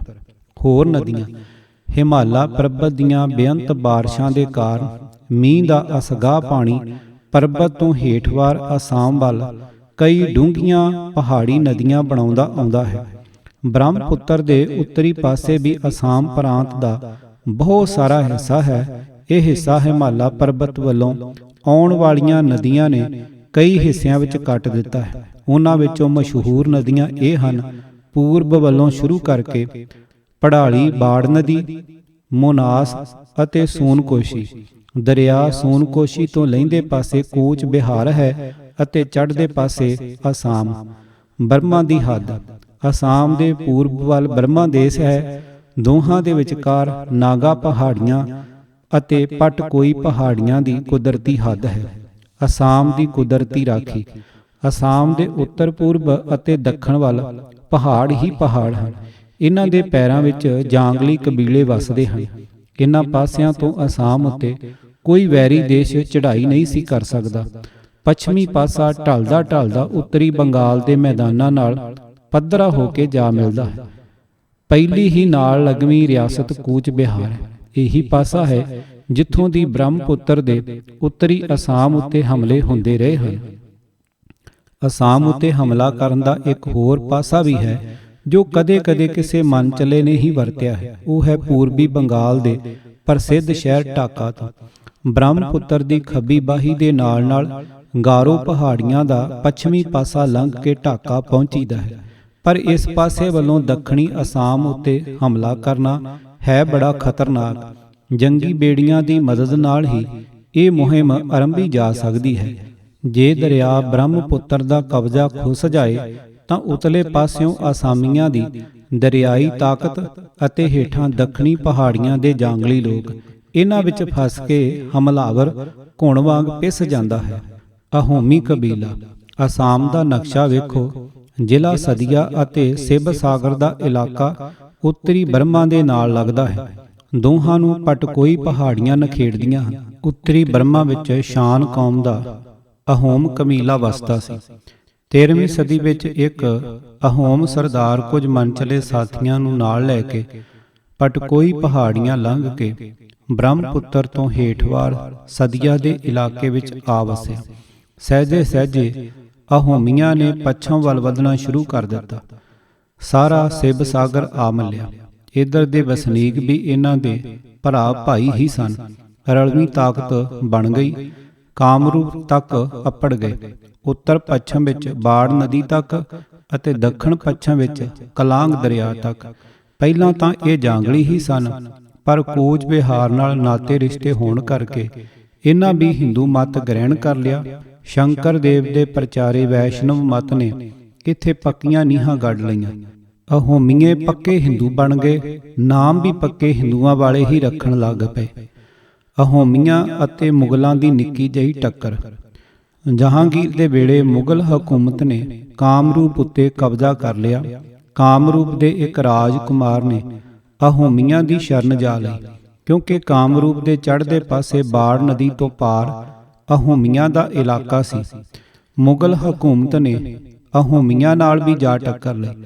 ਸ਼ਾਹਜਹਾਨ ਦੇ ਵੇਲੇ ਸਨ 1638 ਵਿੱਚ ਦੋਹੀਂ ਧਿਰਾਂ ਰਾਜੀਨਾਮਾ ਹੋ ਗਿਆ, ਜਿਸ ਅਨੁਸਾਰ ਬਾੜ ਨਦੀ ਤੋਂ ਪੱਛਮ ਵੱਲ ਦਾ ਇਲਾਕਾ ਮੁਗਲ ਰਾਜ ਦਾ ਪੱਕਾ ਹੋ ਗਿਆ। ਇਹ ਰਾਜੀਨਾਮਾ ਸਨ 1659 ਤੱਕ 21 ਸਾਲ ਟਿਕਿਆ ਰਿਹਾ। ਕੂਚ ਬਿਹਾਰ ਨੂੰ ਹੇਠਲੇ ਪਾਸਿਓਂ ਬੰਗਾਲ ਦੇ ਪਠਾਨ ਹਾਕਮਾਂ ਦਾ ਅਤੇ ਪੂਰਬ ਵੱਲੋਂ ਕਾਮਰੂਪ ਦੇ ਰਾਜਿਆਂ ਦਾ ਡਰ ਰਹਿੰਦਾ ਸੀ। ਇਸ ਵਾਸਤੇ ਉਹ ਸਦਾ ਮੁਗਲ ਸਰਕਾਰ ਦੇ ਵਫਾਦਾਰ ਰਹਿੰਦੇ ਸਨ। ਸੰਨ 1657 ਵਿੱਚ ਜਦੋਂ ਔਰੰਗਜ਼ੇਬ ਦਾ ਭਰਾ ਸੁਜਾ ਫੌਜ ਲੈ ਕੇ ਬੰਗਾਲ ਵੱਲੋਂ ਚਲਾ ਗਿਆ, ਕੂਚ ਬਿਹਾਰ ਦੇ ਰਾਜੇ ਨੇ ਕਾਮਰੂਪ ਦੇ ਮੁਗਲ ਹਿੱਸੇ ਉੱਤੇ ਹੱਲਾ ਬੋਲ ਦਿੱਤਾ। ਉਧਰੋਂ ਅਹੋਮੀਆਂ ਨੇ ਦਰਿਆ ਕਲਾਂਗ ਉੱਤੇ ਪੁਲ ਬੰਨ੍ਹ ਲਿਆ। ਉਹ ਵੀ ਕਾਮਰੂਪ ਵੱਲ ਵਧੇ। ਗੁਹਾਟੀ ਕਾਮਰੂਪ ਦਾ ਫੌਜਦਾਰ ਦੁਪਾਸੀ ਹੱਲਾ ਵੇਖ ਕੇ ਬੇੜੀਆਂ ਰਾਹੀਂ ਢਾਕੇ ਨੂੰ ਭੱਜ ਗਿਆ। ਅਹੋਮੀਆਂ ਨੇ ਸਾਰੇ ਕਾਮਰੂਪ ਉੱਤੇ ਹੀ ਕਬਜ਼ਾ ਕਰ ਲਿਆ। ਉਹਨਾਂ ਦੀ ਹੱਦ ਕਾਲੀ ਬਾੜੀ ਤੱਕ ਹੋ ਗਈ, ਜੋ ਢਾਕੇ ਤੋਂ ਸਿਰਫ 5 ਦਿਨਾਂ ਦਾ ਰਾਹ ਹੈ। ਇਹ ਜ਼ਿਕਰ ਸੰਨ 1658 ਦਾ ਹੈ। ਸੰਨ 1660 ਤੱਕ ਅਹੋਮੀ ਮੌਜ ਵਿੱਚ ਟਿਕੇ ਰਹੇ। ਸ਼ਾਹੀ ਫੌਜ ਦਾ ਹਮਲਾ ਅਤੇ ਦੁਰਗਤ। ਔਰੰਗਜ਼ੇਬ ਨੇ ਮੀਰ ਜੁਮਲਾ ਨੂੰ ਬੰਗਾਲ ਦਾ ਗਵਰਨਰ ਬਣਾ ਕੇ ਭੇਜਿਆ। ਫੌਜ ਅਤੇ ਦਰਿਆਈ ਬੇੜਾ ਲੈ ਕੇ ਮੀਰ ਜੁਮਲਾ 1 ਨਵੰਬਰ ਸੰਨ 1661 ਨੂੰ ਢਾਕੇ ਤੋਂ ਚੱਲ ਪਿਆ। ਪਹਿਲਾਂ ਉਸਨੇ ਕੂਚ ਬਿਹਾਰ ਸਰ ਕੀਤਾ, ਫਿਰ ਅਸਾਮ ਉੱਤੇ ਹਮਲਾ ਕਰਨ ਲਈ 4 ਜਨਵਰੀ 1662 ਨੂੰ ਮੀਰ ਜੁਮਲਾ ਰੰਗਾਮਾਟੀ ਪਹੁੰਚਿਆ। ਰੰਗਾਮਾਟੀ ਕਾਮਰੂਪ ਦੀ ਪੱਛਮੀ ਸਰਹੱਦ ਉੱਤੇ ਹੈ। 2.5 ਮਹੀਨਿਆਂ ਵਿੱਚ ਹੀ ਮੁਗਲ ਫੌਜ ਨੇ ਅਹੋਮੀਆਂ ਤੋਂ ਸਾਰੇ ਇਲਾਕੇ ਖੋਹ ਕੇ ਉਹਨਾਂ ਦੀ ਆਪਣੀ ਰਾਜਧਾਨੀ ਗੁੜਗਾਉਂ ਨੂੰ ਭਜਾ ਦਿੱਤਾ। ਅਹੋਮੀ ਰਾਜਾ ਬਾੜ ਗੁਹੈਣ ਅਸਾਮ ਦੀ ਆਖਰੀ ਗੁੱਠੇ ਕਾਮਰੂਪ ਵਿੱਚ ਜਾ ਲੁਕਿਆ। ਹੁਣ ਉੱਤੋਂ ਵਰਖਾ ਰੁੱਤ ਆ ਗਈ। ਅਹਮੋਈਏ ਫਿਰ ਉੱਠ ਪਏ। ਮੁਗਲ ਘੇਰੇ ਵਿੱਚ ਆ ਗਏ। ਅਗਸਤ ਵਿੱਚ ਮਲੇਰੀਆ ਤਾਪ ਟੁੱਟ ਕੇ ਆ ਪਿਆ। ਜੰਗ ਦੇ ਕਾਰਨ ਕਾਲ ਪੈ ਗਿਆ। ਸਤੰਬਰ ਦੇ ਤੀਜੇ ਹਫ਼ਤੇ ਵਿੱਚ ਕੁਝ ਠੰਡ ਠੰਡੋਰਾ ਹੋਇਆ। ਜੰਗ, ਕਾਲ ਅਤੇ ਮਰੀ ਦੇ ਕਾਰਨ ਅਹੋਮੀਆਂ ਦਾ ਵੀ ਲੱਕ ਟੁੱਟ ਗਿਆ ਸੀ। ਦੋਵੇਂ ਧਿਰਾਂ ਹੰਬ ਗਈਆਂ ਸਨ। ਮੁਗਲ ਫੌਜੀ ਉਸ ਦੇਸ਼ ਦੇ ਹੜ੍ਹਾਂ, ਭੁਚਾਲਾਂ, ਬਿਮਾਰੀਆਂ ਅਤੇ ਜਾਦੂ ਤੋਂ ਤੰਗ ਸਨ। ਦੁਵੱਲੀ ਸੁਲ੍ਹਾ ਦੀ ਮੰਗ ਹੋਈ। ਸ਼ਰਤਾਂ ਤੈਅ ਹੋ ਗਈਆਂ। ਇਹ ਜ਼ਿਕਰ ਜਨਵਰੀ 1663 ਦਾ ਹੈ। ਮੁਗਲਾਂ ਦੀ ਬੇਕੌਲੀ। ਮੀਰ ਜੁਮਲਾ ਉੱਥੋਂ ਵਾਪਸੀ ਤੇ ਮਲੇਰੀਏ ਤਾਪ ਨਾਲ 30 ਮਾਰਚ ਸੰਨ 1663 ਨੂੰ ਫੌਤ ਹੋ ਗਿਆ। ਉਸ ਦੇ ਪਿੱਛੋਂ ਸਥਾਨਕ ਮੁਗਲ ਹਾਕਮਾਂ ਨੇ ਸੁਲ੍ਹਾ ਦੀਆਂ ਸ਼ਰਤਾਂ ਭੰਨ ਦਿੱਤੀਆਂ। ਕੂਚ ਬਿਹਾਰ ਦੇ ਲੋਕਾਂ ਨੂੰ ਬਹੁਤ ਔਖਾ ਕਰਨ ਲੱਗ ਪਏ। ਆਖਰਕਾਰ ਕੂਚ ਬਿਹਾਰ ਮੁਗਲਾਂ ਦੇ ਹੱਥੋਂ ਨਿਕਲ ਗਿਆ। ਅਹੋਮੀ ਨਵਾਂ ਰਾਜਾ ਚੱਕਰ ਧਵਜ ਵੀ, ਜੋ ਨਵੰਬਰ 1663 ਵਿੱਚ ਗੱਡੀ ਤੇ ਬੈਠਾ ਸੀ, ਮੁਗਲ ਹਾਕਮਾਂ ਦੀ ਬਦਸਲੂਕੀ ਤੋਂ ਬਹੁਤ ਤੰਗ ਆ ਗਿਆ। ਆਂਢ ਗੁਆਂਢ ਦੇ ਛੋਟੇ ਵੱਡੇ ਸਰਦਾਰ ਅਹੋਮੀਆਂ ਨੇ ਇਲਾਕੇ ਉੱਤੇ ਹੱਲਾ ਕਰ ਦਿੱਤਾ। ਇੱਕੋ ਹੀ ਹੱਲੇ ਨਾਲ ਅਹੋਮੀ ਗੁਹਾਟੀ ਤੱਕ ਆ ਪਹੁੰਚੇ। ਉਹਨਾਂ ਦੀ ਹੱਦ ਮੋਨਾਸ ਦਰਿਆ ਤੱਕ ਆ ਪਹੁੰਚੀ। ਇਹ ਜ਼ਿਕਰ ਨਵੰਬਰ। ਇਹ ਸਨ ਰਾਜਸੀ ਹਾਲਾਤ ਜਦੋਂ ਗੁਰੂ ਤੇਗ ਬਹਾਦਰ ਸਾਹਿਬ ਅਸਾਮ ਵਿੱਚ ਗਏ। ਰਾਜਾ ਰਾਮ ਸਿੰਘ ਅਸਾਮ ਨੂੰ ਔਰੰਗਜ਼ੇਬ ਦਾ ਇਤਬਾਰੀ ਸਿਆਣਾ ਤਜਰਬੇਕਾਰ ਜਰਨੈਲ ਮੀਰ ਜੁਮਲਾ ਅਸਾਮ ਦੀ ਮੁਹਿੰਮ ਵਿੱਚ 30 ਮਾਰਚ 1663 ਨੂੰ ਮਲੇਰੀਏ ਨਾਲ ਮਰ ਗਿਆ। ਉਸ ਦੀ ਮੌਤ ਮੁਗਲ ਹਕੂਮਤ ਵਾਸਤੇ ਇੱਕ ਕਾਰੀ ਸੱਟ ਸੀ। ਸੰਨ 1662 ਦੀਆਂ ਗਰਮੀਆਂ ਵਿੱਚ ਔਰੰਗਜ਼ੇਬ ਸਖਤ ਬਿਮਾਰ ਹੋ ਗਿਆ ਸੀ। ਉਸ ਤੋਂ ਪਿੱਛੋਂ ਸ਼ਾਹੀ ਹਕੀਮਾਂ ਦੇ ਮਸ਼ਵਰੇ ਤੇ ਉਹ ਕਸ਼ਮੀਰ ਗਿਆ, ਜਿੱਥੋਂ 19 ਜਨਵਰੀ ਸੰਨ 1664 ਨੂੰ ਉਹ ਵਾਪਸ ਦਿੱਲੀ ਪਹੁੰਚਿਆ ਸੀ। ਉੱਤਰੀ ਅਸਾਮ ਦੇ ਨਿੱਕੇ ਜਿਹੇ ਅਹੋਮ ਕਬੀਲੇ ਨੇ ਆਪਣੇ ਦੇਸ਼ ਦੇ ਭੂਗੋਲਿਕ ਹਾਲਾਤ ਦੀ ਮਦਦ ਨਾਲ ਇੰਨੀ ਵੱਡੀ ਮੁਗਲ ਹਕੂਮਤ ਨੂੰ ਚੰਗੇ ਹੱਥ ਵਿਖਾਏ ਸਨ। ਫਿਰ ਦੋਹਾਂ ਧਿਰਾਂ ਨੇ ਜੰਗ ਦੀ ਤਬਾਹੀ ਤੋਂ ਅੱਕ ਥੱਕ ਕੇ ਆਖਰ ਸੁਲ੍ਹਾ ਕਰ ਲਈ ਸੀ, ਪਰ ਸਥਾਨਕ ਮੁਗਲ ਹਾਕਮਾਂ ਦੀ ਹੈਂਕੜ ਨੇ ਇਹ ਸੁਲ੍ਹਾ ਬਹੁਤਾ ਚਿਰ ਟਿਕੀ ਨਾ ਰਹਿਣ ਦਿੱਤੀ। ਸੰਨ 1667 ਵਿੱਚ ਕੂਚ ਬਿਹਾਰ ਆਕੀ ਹੋ ਗਿਆ ਅਤੇ ਅਹੋਮੀਆਂ ਨੇ ਵੀ ਦਰਿਆ ਮੁਨਾਸ ਤੱਕ ਦੇ ਇਲਾਕੇ ਉੱਤੇ ਕਬਜ਼ਾ ਕਰ ਲਿਆ। ਉਸ ਵਕਤ ਤੱਕ ਅਹੋਮੀ ਕਬੀਲੇ ਦਾ ਰਾਜਾ ਚਕਵਰ ਤੁਜ ਸੀ। ਮੁਗਲ ਸਰਦਾਰ ਮੀਰ ਜੁਮਲੇ ਦਾ ਅਤੇ ਉਸ ਦੀ ਫੌਜ ਦਾ ਹਸ਼ਰ ਸੁਣ ਵੇਖ ਚੁੱਕੇ ਸਨ। ਵੱਸੇ ਕੋਈ ਵੀ ਉਧਰ ਮੂੰਹ ਕਰਨ ਨੂੰ ਤਿਆਰ ਨਹੀਂ ਸੀ। ਔਰੰਗਜ਼ੇਬ ਨੇ ਦਸੰਬਰ ਸੰਨ 1667 ਵਿੱਚ ਮਿਰਜ਼ਾ ਰਾਜਾ ਜੈ ਸਿੰਘ ਦੇ ਪੁੱਤਰ ਰਾਜਾ ਰਾਮ ਸਿੰਘ ਨੂੰ ਅਸਾਮ ਵੱਲ ਜਾਣ ਦਾ ਹੁਕਮ ਦਿੱਤਾ। ਅਸਲ ਵਿੱਚ ਰਾਮ ਸਿੰਘ ਨੂੰ ਇਹ ਸਜ਼ਾ ਦਿੱਤੀ ਗਈ ਸੀ। ਸੇਵਾ ਜੀ ਆਗਰੇ ਦੇ ਕਿਲੇ ਵਿੱਚੋਂ ਨਿਕਲ ਗਿਆ ਸੀ। ਔਰੰਗਜ਼ੇਬ ਨੂੰ ਸ਼ੱਕ ਸੀ ਕਿ ਉਸ ਦੇ ਨੱਸਣ ਵਿੱਚ ਰਾਜਾ ਰਾਮ ਸਿੰਘ ਦਾ ਵੀ ਹੱਥ ਸੀ। ਰਾਜਾ ਰਾਮ ਸਿੰਘ ਨੂੰ ਆਪਣੇ ਹੀ ਤਨਖਾਹਦਾਰ 4000 ਰਾਜਪੂਤ ਲੈ ਜਾਣੇ ਪਏ ਸਨ। ਮੁਗਲ ਫੌਜ ਦੇ ਸਿਰਫ 1500 ਸਿਪਾਹੀ ਹੀ ਉਸ ਨੂੰ ਮਦਦ ਵਾਸਤੇ ਮਿਲੇ ਸਨ। ਰਾਜਾ ਰਾਮ ਸਿੰਘ ਬੜੇ ਟੁੱਟੇ ਹੋਏ ਦਿਲ ਨਾਲ ਅਸਾਮ ਵੱਲ ਆ ਰਿਹਾ ਸੀ, ਪਰ ਜਦੋਂ ਉਸ ਨੂੰ ਇਹ ਪਤਾ ਲੱਗਾ ਕਿ ਗੁਰੂ ਤੇਗ ਬਹਾਦਰ ਸਾਹਿਬ ਅਸਾਮ ਵਿੱਚ ਗਏ ਹੋਏ ਹਨ ਤਾਂ ਉਸ ਨੂੰ ਕੁਝ ਢਾਰਸ ਮਿਲਦੀ ਰਹੀ। ਫਰਵਰੀ ਸੰਨ 1669 ਵਿੱਚ ਰਾਜਾ ਰਾਮ ਸਿੰਘ ਰੰਗਾਮਾਟੀ ਪਹੁੰਚਿਆ, ਜੋ ਕਾਮਰੂਪ ਦੀ ਪੱਛਮੀ ਸਰਹੱਦ ਉੱਤੇ ਹੈ। ਅਹੋਮੀ ਕੌਮ ਹੀ ਉੱਠ ਖਲੋਤੀ। ਦਰਿਆਈ ਤਾਕਤ ਵੀ ਅਹੋਮੀਆਂ ਦੇ ਹੱਥ ਸੀ। ਨਾਗਾ ਕਬੀਲਾ ਵੀ ਉਹਨਾਂ ਦੇ ਨਾਲ ਰਲ ਗਿਆ। ਰਾਜਾ ਰਾਮ ਸਿੰਘ ਨੂੰ ਇੱਕ ਹੋਰ ਘਾਟਾ ਵੀ ਰਿਹਾ। ਗੁਹਾਟੀ ਦਾ ਮੁਗਲ ਫੌਜ ਦਾ ਰਸੀਦ ਖਾਂ ਉਸ ਦਾ ਹੁਕਮ ਨਹੀਂ ਸੀ ਮੰਨਦਾ। ਦੋਹਾਂ ਦੀ ਖਟਪਟ ਹੀ ਲੱਗੀ ਰਹੀ। ਸ਼ਾਹੀ ਦਲ ਅਤੇ ਅਹੋਮੀਆਂ ਦੀ ਟੱਕਰ। ਰੰਗਾਮਾਟੀ ਨੂੰ ਪੈਂਤੜਾ ਬਣਾ ਕੇ ਰਾਮ ਸਿੰਘ ਬ੍ਰਹਮਪੁੱਤਰ ਦੇ ਉੱਤਰੀ ਕੰਢੇ ਦੇ ਨਾਲ ਵਧਿਆ। ਅਹੋਮੀਏ ਪਿਛਾਂਹ ਹਟਦੇ ਗਏ ਬਾੜ ਨਦੀ ਤੱਕ। ਇੱਥੇ ਟਾਕਰਾ ਹੋਇਆ। ਰਾਮ ਸਿੰਘ ਨੂੰ ਕਾਮਯਾਬੀ ਨਾ ਹੋਈ। 4 ਮਹੀਨੇ ਪਰਸਪਰ ਝੜਪਾਂ ਹੁੰਦੀਆਂ ਰਹੀਆਂ। ਗੁਰੂ ਤੇਗ ਬਹਾਦਰ ਸਾਹਿਬ ਉੱਤਰੀ ਅਸਾਮ ਵਿੱਚ। ਗੁਰੂ ਤੇਗ ਬਹਾਦਰ ਸਾਹਿਬ ਦੱਖਣੀ ਅਸਾਮ ਵੱਲੋਂ ਹੋ ਕੇ ਉਨੀ ਦਿਨੀ ਉੱਤਰੀ ਅਸਾਮ ਵਿੱਚ ਪਹੁੰਚੇ। ਰਾਜਾ ਰਾਮ ਸਿੰਘ ਲੜਾਈ ਤੋਂ ਤੰਗ ਆ ਚੁੱਕਾ ਸੀ। ਅਹੋਮੀਏ ਵੀ ਹੰਭੇ ਹੋਏ ਸਨ। ਸਤਿਗੁਰੂ ਜੀ ਨੇ ਵਿੱਚ ਪੈ ਕੇ ਦੋਹਾਂ ਧਿਰਾਂ ਨੂੰ ਸਮਝਾਇਆ। ਰਾਜਾ ਚੱਕਰ ਧਵਜ ਅਤੇ ਰਾਜਾ ਰਾਮ ਸਿੰਘ ਦੇ ਵਿਚਕਾਰ ਸੁਲ੍ਹਾ ਦੀ ਗੱਲਬਾਤ ਸ਼ੁਰੂ ਹੋਈ। ਰਾਮ ਸਿੰਘ ਨੇ ਤਜਵੀਜ਼ ਕੀਤੀ ਕਿ ਦੋਵੇਂ ਧਿਰਾਂ ਆਪਣੀਆਂ ਪੁਰਾਣੀਆਂ ਹੱਦਾਂ ਤੇ ਟਿਕ ਜਾਣ। ਇਸ ਤਰ੍ਹਾਂ ਦੋਹਾਂ ਧਿਰਾਂ ਦੀ ਰਹਿ ਆਈ ਅਤੇ ਖੂਨ ਖਰਾਬਾ ਬੰਦ ਹੋਇਆ। ਇਹ ਜ਼ਿਕਰ 1670 ਦਾ ਹੈ।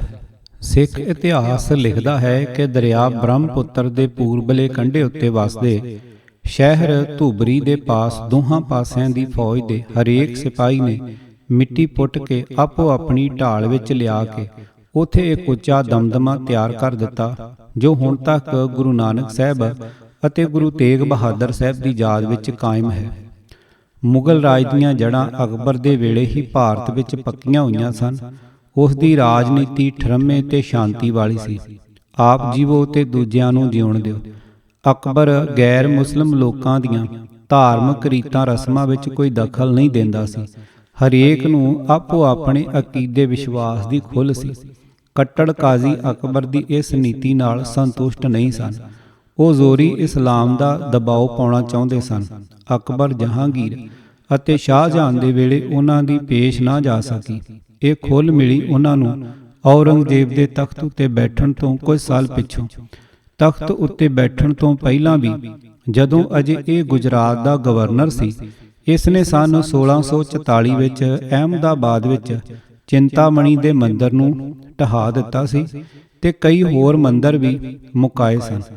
ਜਦੋਂ ਔਰੰਗਜ਼ੇਬ ਤਖਤ ਉੱਤੇ ਬੈਠਾ ਤਾਂ ਉਸ ਨੇ ਉੜੀਸਾ ਪ੍ਰਾਂਤ ਦੇ ਸਥਾਨਕ ਹਾਕਮਾਂ ਨੂੰ ਹਦਾਇਤਾਂ ਭੇਜੀਆਂ ਸਨ ਕਿ 10-12 ਸਾਲਾਂ ਦੇ ਅੰਦਰ ਅੰਦਰ ਬਣੇ ਹੋਏ ਸਭ ਮੰਦਰ ਤੇ ਸਾਧੂਆਂ ਦੀਆਂ ਕੁਟੀਆਂ ਢਾਹ ਦਿੱਤੀਆਂ ਜਾਣ ਤੇ ਕਿਸੇ ਪੁਰਾਣੇ ਮੰਦਰ ਦੀ ਮੁਰੰਮਤ ਨਾ ਹੋਣ ਦਿੱਤੀ ਜਾਵੇ।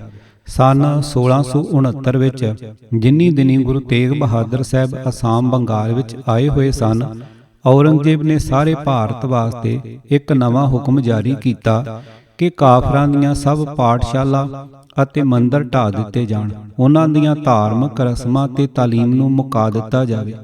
ਇਸ ਹੁਕਮ ਦਾ ਨਤੀਜਾ ਇਹ ਨਿਕਲਿਆ ਕਿ ਮਥੁਰਾ, ਅਯੁੱਧਿਆ, ਬਨਾਰਸ ਆਦਿਕ ਹਿੰਦੂ ਸੱਭਿਅਤਾ ਵਾਲੇ ਸ਼ਹਿਰਾਂ ਦੇ ਸਦੀਆਂ ਪੁਰਾਣੇ ਮੰਦਰ ਢਾਹ ਦਿੱਤੇ ਗਏ ਅਤੇ ਕਈਆਂ ਨੂੰ ਮਸਜਿਦਾਂ ਵਿੱਚ ਤਬਦੀਲ ਕਰ ਦਿੱਤਾ ਗਿਆ। ਹਿੰਦੂਆਂ ਉੱਤੇ ਜਜ਼ੀਆ ਲਗਾ ਦਿੱਤਾ ਗਿਆ। ਧਾਰਮਿਕ ਮੇਲਿਆਂ ਉੱਤੇ ਬੜੀਆਂ ਕਰੜੀਆਂ ਬੰਦਸ਼ਾਂ ਲਾ ਦਿੱਤੀਆਂ। ਹਿੰਦੂ ਸਰਕਾਰੀ ਨੌਕਰੀਆਂ ਤੋਂ ਸਹਿਜੇ ਸਹਿਜੇ ਕੱਢੇ ਜਾਣ ਲੱਗ ਪਏ। ਹਿੰਦੂ ਕੌਮ ਦੇ ਨੇਤਾ ਤਾਂ ਬ੍ਰਾਹਮਣ ਅਤੇ ਸ਼ਸਤਰਧਾਰੀ ਰਾਜਪੂਤ ਆਦਿਕ ਖੱਤਰੀ ਹੀ ਸਨ। ਖੱਤਰੀ ਕਰਮਚਾਰੀ ਦਬਾਏ ਜਾ ਚੁੱਕੇ ਸਨ। ਉਹ ਸਗੋਂ ਮੁਗਲਾਂ ਦਾ ਹੱਥ ਠੋਕਾ ਬਣ ਕੇ ਹਿੰਦੂਆਂ ਉੱਤੇ ਹੀ ਜ਼ੋਰ ਜ਼ੁਲਮ ਕਰਨ ਲੱਗ ਪਏ ਸਨ। ਬ੍ਰਾਹਮਣਾਂ ਅੱਗੇ ਸਿਰਫ ਇੱਕੋ ਨਿਸ਼ਾਨਾ ਸੀ, ਹੀਨਦੂ ਅਨਪੜ੍ਹ ਜਨਤਾ ਨੂੰ ਕਰਮਕਾਂਡ ਦੇ ਜਾਲ ਵਿੱਚ ਫਸਾਈ ਰੱਖ ਕੇ ਆਪਣੀ ਸੌਖੀ ਰੋਜ਼ੀ ਦਾ ਪ੍ਰਬੰਧ ਕਾਇਮ ਰੱਖਣਾ। ਸੋ ਇਸ ਤਰ੍ਹਾਂ ਆਗੂਹੀਣ ਪਏ ਕਮਜ਼ੋਰ ਹਿੰਦੂ ਲੋਕ ਦਮ ਤੋੜ ਰਹੇ ਸਨ, ਪਰ ਹਿੰਦੂਆਂ ਉੱਤੇ ਨਿਰਾ ਧੱਕਾ ਹੀ ਨਹੀਂ ਵਰਤਿਆ ਜਾ ਰਿਹਾ ਸੀ। ਇਸਲਾਮ ਕਬੂਲ ਕਰਨ ਵਾਲਿਆਂ ਨੂੰ ਆਰਥਿਕ ਰਿਆਇਤਾਂ ਤੇ ਇਨਾਮ ਵੀ ਮਿਲਦੇ ਸਨ। ਪੰਜਾਬ ਵੱਲ ਵਾਪਸੀ। ਔਰੰਗਜ਼ੇਬ ਦੀ ਇਸ ਨਵੀਂ ਰਾਜਨੀਤੀ ਦਾ ਅਸਰ ਸੁਣ ਵੇਖ ਕੇ ਗੁਰੂ ਤੇਗ ਬਹਾਦਰ ਸਾਹਿਬ ਛੇਤੀ ਪੰਜਾਬ ਨੂੰ ਪਰਤੇ।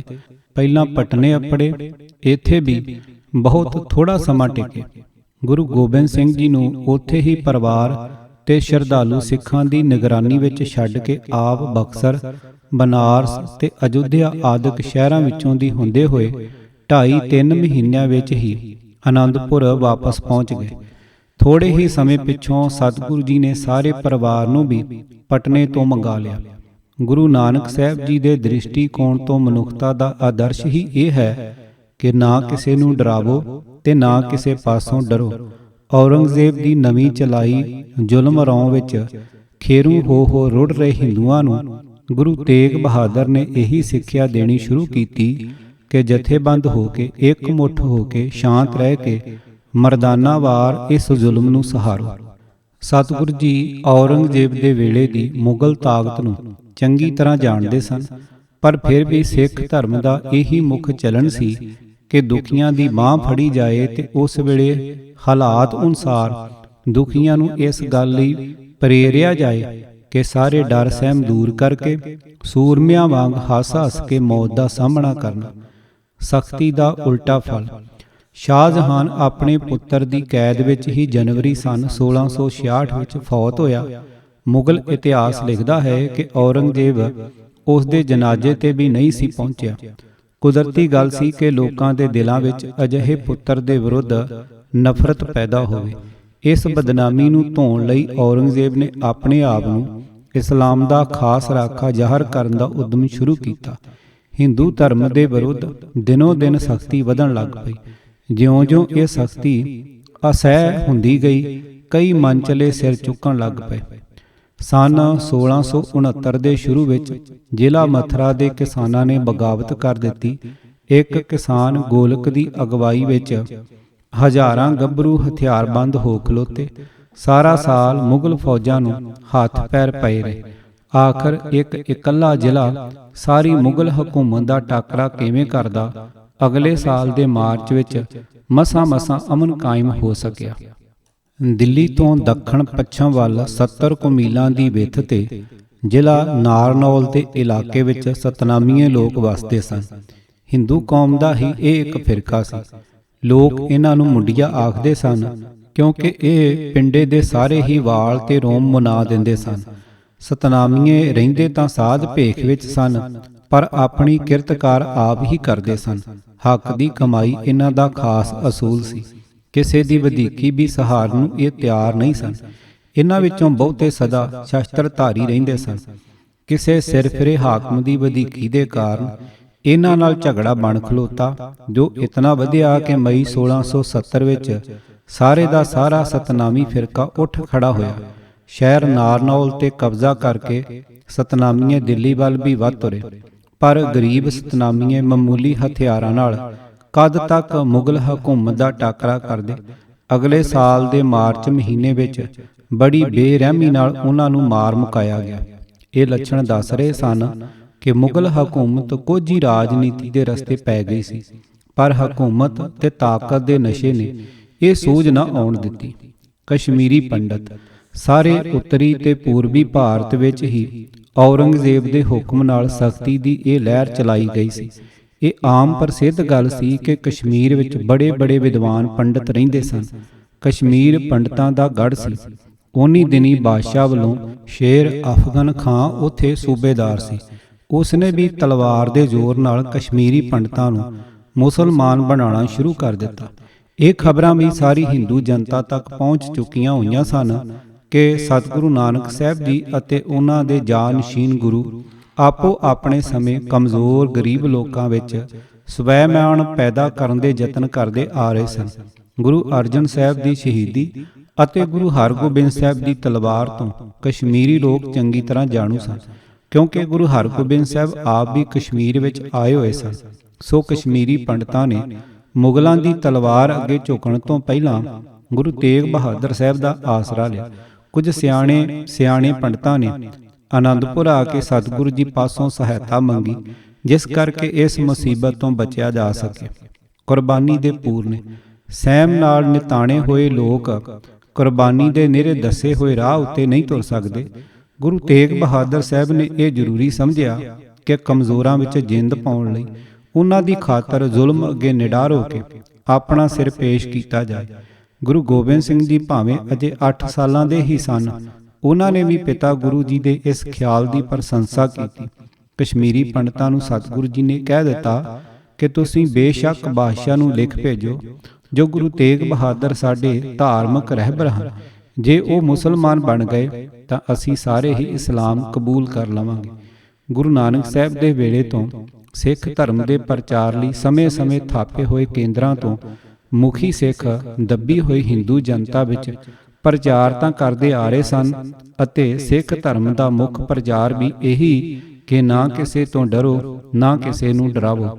ਫਿਰ ਵੀ ਸਮੇਂ ਦੇ ਹਾਲਾਤ ਅਨੁਸਾਰ ਗੁਰੂ ਤੇਗ ਬਹਾਦਰ ਸਾਹਿਬ ਨੇ ਇਹ ਜ਼ਰੂਰੀ ਸਮਝਿਆ ਕਿ ਆਪਣੇ ਆਪ ਨੂੰ ਔਰੰਗਜ਼ੇਬ ਦੀ ਤਲਵਾਰ ਅੱਗੇ ਪੇਸ਼ ਕਰਨ ਤੋਂ ਪਹਿਲਾਂ ਘਬਰਾਏ ਹੋਏ ਲੋਕਾਂ ਪਾਸ ਥਾਂ-ਥਾਂ ਪਹੁੰਚ ਕੇ ਉਹਨਾਂ ਨੂੰ ਧੀਰਜ ਦਿੱਤੀ ਜਾਏ ਅਤੇ ਉਹਨਾਂ ਦੇ ਦਿਲਾਂ ਵਿੱਚੋਂ ਮੌਤ ਦਾ ਸਹਿਮ ਦੂਰ ਕੀਤਾ ਜਾਏ। ਔਰੰਗਜ਼ੇਬ ਹਸਨ ਅਬਦਾਲ ਦੇ ਇਲਾਕੇ ਵਿੱਚ ਹਿੰਦੁਸਤਾਨ ਅਤੇ ਅਫਗਾਨਿਸਤਾਨ ਦੇ ਸਰਹੱਦੀ ਇਲਾਕੇ ਵਿੱਚ ਕਈ ਪਠਾਨ ਕਬੀਲੇ ਵੱਸਦੇ ਹਨ, ਜੋ ਅੱਜ ਤੋਂ 9-10 ਸਦੀਆਂ ਪਹਿਲਾਂ ਅਸਭ्य ਗਿਣੇ ਜਾਂਦੇ ਸਨ। ਲੁੱਟਮਾਰ ਕਰਨਾ ਇਹਨਾਂ ਦਾ ਕਿੱਤਾ ਸੀ। ਇਸਲਾਮ ਕਬੂਲ ਕਰਕੇ ਵੀ ਇਹਨਾਂ ਦੇ ਸੁਭਾਅ ਆਚਰਣ ਵਿੱਚ ਬਹੁਤਾ ਫਰਕ ਨਾ ਪਿਆ। ਇਹ ਲੋਕ ਬੜੇ ਦਲੇਰ ਸਨ, ਪਰ ਵੱਖ-ਵੱਖ ਕਬੀਲੇ ਸਦਾ ਆਪੋ ਵਿੱਚ ਲੜਦੇ ਰਹਿੰਦੇ ਸਨ, ਜਿਸ ਕਰਕੇ ਇਹਨਾਂ ਦੀ ਕਦੇ ਮਿਲਵੀਂ ਤਕੜੀ ਤਾਕਤ ਨਾ ਬਣ ਸਕੀ। ਇਹਨਾਂ ਵਿੱਚੋਂ ਉੱਗੇ 4 ਕਬੀਲੇ ਹਨ: ਅਫਰੀਦੀ, ਸ਼ਿਨਵਾਰੀ, ਯੂਸਫਜ਼ਈ ਅਤੇ ਖਟਕ। ਇਹਨਾਂ ਦੇ ਆਪਣੇ ਪਹਾੜੀ ਇਲਾਕੇ ਵਿੱਚ ਇਹਨਾਂ ਦੀ ਵੱਧਦੀ ਵਸੋਂ ਵਾਸਤੇ ਕਾਫੀ ਅੰਨ ਪੈਦਾ ਨਹੀਂ ਹੁੰਦਾ। ਸੋ ਹਿੰਦੁਸਤਾਨ ਤੇ ਕਾਬਲ ਵਿਚਕਾਰ ਹੋ ਰਹੇ ਵਣਜ ਵਪਾਰ ਉੱਤੇ ਇਹ ਲੋਕ ਮਨ ਮੰਨਿਆ ਮਸੂਲ ਲਾਉਂਦੇ ਚਲੇ ਆ ਰਹੇ ਹਨ। ਮੁਗਲ ਹਕੂਮਤ ਨੇ ਇਹਨਾਂ ਦਾ ਇਹ ਹੱਕ ਅਮਲੀ ਤੌਰ ਤੇ ਮੰਨਿਆ ਹੋਇਆ ਸੀ। ਫਿਰ ਵੀ ਮੁਗਲਾਂ ਨਾਲ ਇਹਨਾਂ ਦਾ ਇੱਟ ਖੜਕਾ ਕਦੇ-ਕਦੇ ਲੱਗ ਹੀ ਜਾਂਦਾ ਸੀ। ਅਕਬਰ ਦੇ ਵੇਲੇ ਮੁਗਲ ਹਕੂਮਤ ਦਾ ਟਾਕਰਾ ਯੂਸਫਜ਼ਈਆਂ ਨਾਲ ਹੋ ਪਿਆ ਸੀ। ਯੂਸਫਜ਼ਈ ਸਵਾਤ ਤੇ ਬਜੌਰ ਦੀਆਂ ਵਾਦੀਆਂ ਵਿੱਚ ਅਤੇ ਪਿਸ਼ੌਰ ਤੋਂ ਉੱਤਰ ਦੇ ਇਲਾਕੇ ਵਿੱਚ ਵੱਸਦੇ ਹਨ। ਸਨ 1586 ਵਿੱਚ ਜਿਹੜੇ 8000 ਮੁਗਲ ਫੌਜੀ ਬੀਰਬਲ ਦੀ ਕਮਾਨ ਹੇਠ ਭੇਜੇ ਗਏ ਸਨ, ਉਹ ਬੀਰਬਲ ਸਮੇਤ ਤਕਰੀਬਨ ਸਾਰੇ ਹੀ ਮਾਰੇ ਗਏ ਸਨ। ਔਰੰਗਜ਼ੇਬ ਦੇ ਵੇਲੇ ਸਨ 1667 ਦੇ ਸ਼ੁਰੂ ਵਿੱਚ ਯੂਸਫਜ਼ਈਆਂ ਨੇ ਫਿਰ ਸਿਰ ਚੁੱਕਿਆ। ਸਹਿਜੇ ਕਈ ਹੋਰ ਛੋਟੇ ਵੱਡੇ ਕਬੀਲੇ ਵੀ ਉਹਨਾਂ ਦੇ ਨਾਲ ਸ਼ਾਮਲ ਹੁੰਦੇ ਗਏ, ਪਰ 1671 ਵਿੱਚ ਰਾਠੌਰ ਰਾਜਪੂਤਾਂ ਨੇ ਆ ਕੇ ਇਹਨਾਂ ਨੂੰ ਦਬਾ ਲਿਆ। ਅਗਲੇ ਸਾਲ ਅਫਰੀਦੀਆਂ ਨਾਲ ਟੱਕਰ ਹੋ ਪਈ, ਫਿਰ ਖਟਕਾਂ ਨਾਲ। ਖਟਕ ਜ਼ਿਲ੍ਹਾ ਕੋਹਾਟ ਅਤੇ ਬੰਨੂ ਦੇ ਇਲਾਕੇ ਵਿੱਚ ਅਤੇ ਜ਼ਿਲ੍ਹਾ ਪਿਸ਼ੌਰ ਦੇ ਦੱਖਣੀ ਇਲਾਕੇ ਵਿੱਚ ਵੱਸਦੇ ਸਨ। ਸਾਰੇ ਹੀ ਪਠਾਨ ਕਬੀਲੇ ਇਕੱਠੇ ਹੋ ਗਏ। ਉੱਤਰੀ ਅਸਾਮ ਦੇ ਅਹੋਮ ਕਬੀਲੇ ਨੇ ਜੋ ਭੁਗਤ ਮੀਰ ਜੁਮਲਾ ਦੀ ਸਵਾਰੀ ਸੀ, ਉਹੀ ਉਸ ਦੇ ਪੁੱਤਰ ਮੁਹੰਮਦ ਅਮੀਨ ਖਾਨ ਦੀ ਇਹਨਾਂ ਪਠਾਣਾਂ ਨੇ ਸਵਾਰੀ। ਆਖਰ ਔਰੰਗਜ਼ੇਬ ਨੂੰ ਆਪ ਜਾਣਾ ਪਿਆ। ਔਰੰਗਜ਼ੇਬ 26 ਜੂਨ ਸੰਨ 1674 ਨੂੰ ਹਸਨ ਅਬਦਾਲ ਜਾ ਪਹੁੰਚਿਆ ਅਤੇ 1.5 ਸਾਲ ਉੱਥੇ ਟਿਕਿਆ ਰਿਹਾ। ਜਦੋਂ ਉੱਥੋਂ ਦੇ ਕੁਝ ਹਾਲਾਤ ਸੁਧਰੇ ਤਾਂ ਸੰਨ 1675 ਦੇ 23 ਦਸੰਬਰ ਨੂੰ ਹਸਨ ਅਬਦਾਲ ਤੋਂ ਚੱਲ ਕੇ ਔਰੰਗਜ਼ੇਬ 29 ਮਾਰਚ ਸੰਨ 1676 ਨੂੰ ਦਿੱਲੀ ਵਾਪਸ ਪਹੁੰਚਿਆ। ਹਿਜਰੀ ਸਾਲ ਦੇ ਮਹੀਨਾ ਸ਼ਵਾਲ ਦੀ 15 ਤਰੀਕ ਨੂੰ ਔਰੰਗਜ਼ੇਬ ਹਸਨ ਅਬਦਾਲ ਤੋਂ ਚੱਲਿਆ ਤੇ ਮਹੀਨਾ ਮੁਹੱਰਮ ਦੀ 22 ਤਰੀਕ ਨੂੰ ਦਿੱਲੀ ਪਹੁੰਚਿਆ ਸੀ। ਸਤਿਗੁਰੂ ਜੀ ਦਾ ਦੇਸ ਰਟਨ ਸੈਫਾਬਾਦ ਸਮਾਣਾ। ਆਨੰਦਪੁਰ ਵਾਸੀਆਂ ਨੂੰ ਅਤੇ ਪਰਿਵਾਰ ਨੂੰ ਸਭ ਨੂੰ ਇਹ ਭਾਸ ਰਿਹਾ ਸੀ ਕਿ ਗੁਰੂ ਤੇਗ ਬਹਾਦਰ ਸਾਹਿਬ ਮੁੜ ਇੱਥੇ ਵਾਪਸ ਨਹੀਂ ਆਉਣਗੇ। ਸਤਿਗੁਰੂ ਜੀ ਨੇ ਸਭ ਨੂੰ ਹੌਸਲਾ ਦਿੱਤਾ ਅਤੇ ਸਮਝਾਇਆ ਕਿ ਦੁਖੀਆਂ ਦੀ ਬਾਂਹ ਫੜਨਾ ਇਨਸਾਨੀ ਜੀਵਨ ਦਾ ਇੱਕ ਉੱਚਾ ਆਦਰਸ਼ ਹੈ। ਫਿਰ ਆਪ ਸੰਨ 1674 ਵਿੱਚ ਆਨੰਦਪੁਰ ਤੋਂ ਚੱਲ ਪਏ। ਕਈ ਸਿੱਖ ਨਾਲ ਹੋ ਤੁਰੇ, ਕਿਉਂਕਿ ਅਜੇ ਦੇਸ਼ ਵਿੱਚ ਸਹਿਮੇ ਹੋਏ ਲੋਕਾਂ ਨੂੰ ਨਿਡਰਤਾ ਦਾ ਪ੍ਰਚਾਰ ਕਰਨ ਹੀ ਤੁਰੇ ਸਨ। ਆਨੰਦਪੁਰ ਤੋਂ ਕੀਰਤਪੁਰ ਆਏ। ਇੱਥੋਂ ਰੋਪੜ, ਨਨਹੇੜਾ ਆਦਿਕ ਪਿੰਡਾਂ ਵਿੱਚੋਂ ਸਿੱਧੇ ਦੱਖਣ ਵੱਲ ਆਉਂਦੇ ਹੋਏ ਸੈਫਾਬਾਦ ਪਹੁੰਚੇ, ਜੋ ਰੋਪੜ ਤੋਂ 40 ਕੁ ਮੀਲ ਦੱਖਣ ਵੱਲ ਅਤੇ ਪਟਿਆਲੇ ਤੋਂ 5 ਕੁ ਮੀਲ ਉੱਤਰ ਵੱਲ ਹੈ। ਇੱਥੋਂ ਦਾ ਰਹਿਣ ਵਾਲਾ ਸੈਯਦ ਸੈਫ ਅਲੀ ਖਾਨ ਦਰਸ਼ਨ ਕਰਨ ਆਇਆ। ਜਦੋਂ ਉਸਨੇ ਸੁਣਿਆ ਕਿ ਗੁਰੂ ਤੇਗ ਬਹਾਦਰ ਜੀ ਦੁਖੀ ਪ੍ਰਜਾ ਨੂੰ ਹੌਸਲਾ, ਧੀਰਜ ਦੇਣ ਅਤੇ ਔਰੰਗਜ਼ੇਬ ਵੱਲੋਂ ਜਾਰੀ ਕੀਤੇ ਜ਼ੁਲਮਾਂ ਦਾ ਮਰਦਾਂ ਵਾਂਗ ਸ਼ਾਂਤ ਚਿੱਤ ਰਹਿ ਕੇ ਟਾਕਰਾ ਕਰਨ ਦਾ ਉਪਦੇਸ਼ ਕਰਨ ਲਈ ਮਜ਼ਲੂਮਾਂ ਦੀ ਖਾਤਰ ਆਪਣੇ ਆਪ ਨੂੰ ਖਤਰੇ ਵਿੱਚ ਪਾਉਣ ਲਈ ਤੁਰੇ ਹਨ ਅਤੇ ਕਸ਼ਮੀਰੀ ਬ੍ਰਾਹਮਣਾਂ ਵਾਸਤੇ ਆਪਣੇ ਆਪ ਨੂੰ ਪੇਸ਼ ਵੀ ਕਰ ਚੁੱਕੇ ਹਨ, ਤਾਂ ਸੈਫ ਅਲੀ ਖਾਂ ਉੱਤੇ ਬੜਾ ਡੂੰਘਾ ਅਸਰ ਪਿਆ। ਉਸ ਦੇ ਪ੍ਰੇਮ ਦੇ ਖਿੱਚੇ ਹੋਏ ਸਤਿਗੁਰੂ ਜੀ 2 ਮਹੀਨੇ ਉਸ ਦੇ ਪਾਸ ਟਿਕੇ। ਸੈਫਾਬਾਦ ਤੋਂ ਸਮਾਣੇ ਆਏ। ਮੁਹੰਮਦ ਬਖਸ਼ ਮੜਲ ਰਾਜਪੂਤ ਸਮਾਣੇ ਦਾ ਤੁਰਨੇ ਸਿਰ ਚੌਧਰੀ ਸੀ। ਸੱਯਦ ਸੈਫ ਅਲੀ ਖਾਂ ਪਾਸ ਇਹ ਸਤਿਗੁਰੂ ਜੀ ਦੇ ਦਰਸ਼ਨ ਕਰਨ ਆਇਆ ਸੀ ਅਤੇ ਸੈਫ ਅਲੀ ਖਾਂ ਵਾਂਗ ਹੀ ਸ਼ਰਧਾਲੂ ਬਣ ਚੁੱਕਾ ਸੀ। ਮੁਹੰਮਦ ਬਖਸ਼ ਚਾਹੁੰਦਾ ਸੀ ਕਿ ਸਤਿਗੁਰੂ ਜੀ ਉੱਥੇ ਉਸ ਦੇ ਪਾਸ ਰਹਿਣ, ਪਰ ਉਹ ਉਹਨਾਂ ਨੂੰ ਪ੍ਰੇਰਨ ਵਿੱਚ ਕਾਮਯਾਬ ਨਾ ਹੋ ਸਕਿਆ। ਕੈਥਲ, ਲੱਖਣ ਮਾਜਰਾ, ਰੋਹਤਕ। ਸਮਾਣੇ ਤੋਂ ਦੱਖਣ ਵੱਲ ਚੱਲ ਕੇ ਸਤਿਗੁਰੂ ਜੀ ਕੈਥਲ, ਲੱਖਣ ਮਾਜਰੇ ਦੇ ਰਸਤੇ ਰੋਹਤਕ ਆਏ। ਕੈਥਲ ਕਰਨਾਲ ਤੋਂ 19 ਕੋ ਪੱਛਮ ਵੱਲ ਹੈ। ਉੱਥੇ ਗੁਰੂ ਤੇਗ ਬਹਾਦਰ ਜੀ ਦੇ 2 ਗੁਰਦੁਆਰੇ ਹਨ, ਇੱਕ ਠੰਡਾਰ ਤੀਰਥ ਉੱਤੇ, ਦੂਜਾ ਸ਼ਹਿਰ ਵਿੱਚ। ਲੱਖਣ ਮਾਜਰੇ ਅਤੇ ਰੋਹਤਕ ਵੀ ਉਹਨਾਂ ਦੀ ਯਾਦਗਾਰ ਵਿੱਚ ਸੁੰਦਰ ਗੁਰਦੁਆਰੇ ਬਣੇ ਹੋਏ ਹਨ। ਰੋਹਤਕ ਦੇ ਸੀਤਲਾ ਦਰਵਾਜ਼ੇ ਤੋਂ ਬਾਹਰ ਗੁਰਦੁਆਰਾ ਹੈ, ਜੋ ਰੇਲਵੇ ਸਟੇਸ਼ਨ ਤੋਂ 2.5 ਮੀਲ ਦੇ ਕਰੀਬ ਹੈ। ਰਸਤੇ ਵਿੱਚ ਜਿੱਥੇ ਜਿੱਥੇ ਪਾਣੀ ਦੀ ਘਾਟ ਕਰਕੇ ਲੋਕਾਂ ਨੂੰ ਔਖਿਆਈ ਸੀ, ਉੱਥੇ ਉੱਥੇ ਖੂਹ ਤੇ ਬੋਲੀਆਂ ਲਵਾਉਂਦੇ ਗਏ ਅਤੇ ਘਾਬਰੇ ਹਿੰਦੂ ਲੋਕਾਂ ਨੂੰ ਦਲੇਰੀ ਦਿੰਦੇ ਗਏ। ਸਤਿਗੁਰੂ ਜੀ ਨੇ ਆਪਣੇ ਨਾਲ ਖਾਸ ਸੇਵਕ ਤਾਂ 5 ਹੀ ਰੱਖੇ ਸਨ: ਭਾਈ ਮਤੀ ਦਾਸ, ਭਾਈ ਦਿਆਲਾ, ਭਾਈ ਗੁਰਦਿੱਤਾ, ਭਾਈ ਊਦਾ ਅਤੇ ਭਾਈ ਜੈਤਾ। ਪਰ ਇਲਾਕਿਆਂ ਵਿੱਚ ਜਿਉਂ-ਜਿਉਂ ਲੋਕਾਂ ਨੇ ਸਤਿਗੁਰੂ ਜੀ ਦੇ ਇਸ ਦੇਸ ਰਟਣ ਦਾ ਕਾਰਨ ਸੁਣਿਆ, ਤਿਉਂ-ਤਿਉਂ ਲੋਕ ਹੁਮ-ਹੁਮਾ ਕੇ ਦਰਸ਼ਨਾਂ ਲਈ ਇਕੱਠੇ ਆ ਹੁੰਦੇ ਅਤੇ ਆਪੋ ਆਪਣੇ ਵਿੱਤ ਅਨੁਸਾਰ ਭੇਟਾ ਪੇਸ਼ ਕਰਦੇ ਰਹੇ। ਇਸ ਤਰ੍ਹਾਂ ਇਕੱਠੀ ਹੋ ਰਹੀ ਬੇਅੰਤ ਮਾਇਆ ਸਤਿਗੁਰੂ ਜੀ ਉਸੇ ਇਲਾਕੇ ਵਿੱਚ ਲੋਕਾਂ ਦੀ ਸਾਂਝੀ ਭਲਾਈ ਵਾਸਤੇ ਖਰਚ ਕਰਦੇ ਗਏ। ਉਧਰ ਪਾਣੀ ਦੀ ਬੜੀ ਕਿੱਲਤ ਸੀ। ਇਸ ਵਾਸਤੇ ਗੁਰੂ ਤੇਗ ਬਹਾਦਰ ਸਾਹਿਬ ਨੇ ਬਹੁਤ ਬੌਲੀਆਂ ਤੇ ਖੂਹ ਲਵਾਏ। ਇਹ ਕੰਮ ਆਮ ਤੌਰ ਤੇ ਇਲਾਕੇ ਦੇ ਮਸੰਦਾਂ ਦੇ ਰਾਹੀਂ ਕਰਾਇਆ ਜਾ ਰਿਹਾ ਸੀ, ਪਰ ਕਿਤੇ ਕਿਤੇ ਕਈ ਮਸੰਦ ਤੁਰਕਾਂ ਦੇ ਜ਼ੁਲਮ ਤੋਂ ਡਰ ਗਏ ਸਨ। ਸਤਿਗੁਰੂ ਜੀ ਨੇ ਡਰੇ ਹੋਏ ਮਸੰਦਾਂ ਨੂੰ ਵੀ ਹੌਸਲਾ ਦਿੱਤਾ। ਤੁਰਕ ਹਾਕਮਾਂ ਵੱਲੋਂ ਰਿਪੋਰਟਾਂ। ਜਿਸ ਇਲਾਕੇ ਵਿੱਚ ਗੁਰੂ ਤੇਗ ਬਹਾਦਰ ਸਾਹਿਬ ਗਏ, ਅਨੇਕਾਂ ਹਿੰਦੂਆਂ ਸਿੱਖਾਂ ਦੀ ਭੀੜ ਬਣ ਲੱਗ ਪਈ। ਲੋਕਾਂ ਦੇ ਦਿਲਾਂ ਵਿੱਚੋਂ ਮੁਗਲਾਂ ਦਾ ਡਰ ਦੂਰ ਹੋਣ ਲੱਗ ਪਿਆ। ਸੁੱਤੇ ਹੀ ਉਹਨਾਂ ਦੀ ਜਥੇਬੰਦੀ ਵੀ ਬਣਦੀ ਗਈ। ਤੁਰਕ ਹਾਕਮਾਂ ਨੂੰ ਲੋਕਾਂ ਦੀ ਇਹ ਬਦਲਦੀ ਦਸ਼ਾ ਕਿਵੇਂ ਚੰਗੀ ਲੱਗ ਸਕਦੀ ਸੀ। ਉਹਨਾਂ ਔਰੰਗਜ਼ੇਬ ਪਾਸ ਰਿਪੋਰਟਾਂ ਭੇਜਣੀਆਂ ਸ਼ੁਰੂ ਕਰ ਦਿੱਤੀਆਂ ਕਿ ਗੁਰੂ ਤੇਗ ਬਹਾਦਰ ਆਪਣੇ ਨਾਲ ਲੁਟੇਰੇ ਧਾੜਵੀ ਲੈ ਕੇ ਹਿੰਦੂਆਂ ਨੂੰ ਡਰਾ ਕੇ ਉਹਨਾਂ ਦਾ ਧਨ ਮਾਲ ਲੁੱਟ ਰਿਹਾ ਹੈ। ਇਹੀ ਇਲਜ਼ਾਮ ਇੱਕ ਮੁਸਲਮਾਨ ਸੂਫੀ ਫਕੀਰ ਹਾਫਿਜ਼ ਆਦਮ ਉੱਤੇ ਲਾਇਆ ਗਿਆ ਕਿ ਉਹ ਮੁਸਲਮਾਨਾਂ ਨੂੰ ਲੁੱਟ ਰਿਹਾ ਹੈ। ਉਨੀ ਦਿਨੀ ਸਤਿਗੁਰੂ ਜੀ ਹਾਂਸੀ ਰੋਹਤਕ ਦੇ ਇਲਾਕੇ ਵਿੱਚੋਂ ਦੀ ਅਗਾਂਹ ਦੱਖਣ ਪੂਰਬ ਵੱਲ ਜਾ ਰਹੇ ਸਨ। ਗ੍ਰਿਫਤਾਰੀ ਦਾ ਹੁਕਮ। ਔਰੰਗਜ਼ੇਬ ਹਸਨ ਅਬਦਾਲ ਵਾਲੇ ਪਾਸੇ ਗਿਆ ਹੋਇਆ ਸੀ। ਉਸ ਪਾਸ ਤੁਰਕ ਹਾਕਮਾਂ ਦੀਆਂ ਰਿਪੋਰਟਾਂ ਪਹੁੰਚੀਆਂ। ਕਸ਼ਮੀਰੀ ਬ੍ਰਾਹਮਣਾਂ ਦੀ ਅਰਜ਼ੀ ਵੀ ਅਪੜੀ। ਗੁਰੂ ਤੇਗ ਬਹਾਦਰ ਸਾਹਿਬ ਦੀ ਗ੍ਰਿਫਤਾਰੀ ਦੇ ਹੁਕਮ ਜਾਰੀ ਕੀਤੇ ਗਏ। ਨਾਲ ਹੀ ਆਖਿਆ ਗਿਆ ਕਿ ਉਹਨਾਂ ਨੂੰ ਮੁਸਲਮਾਨ ਬਣਾਉਣ ਦਾ ਯਤਨ ਕੀਤਾ ਜਾਏ। ਇਤਨੇ ਨੂੰ ਸਤਿਗੁਰੂ ਜੀ ਆਗਰੇ ਦੇ ਇਲਾਕੇ ਵਿੱਚ ਪਹੁੰਚ ਚੁੱਕੇ ਸਨ ਅਤੇ ਉਹਨਾਂ ਦੇ ਨਾਲ ਉੱਪਰ ਲਿਖੇ 5 ਸਿੱਖ ਹੀ ਸਨ।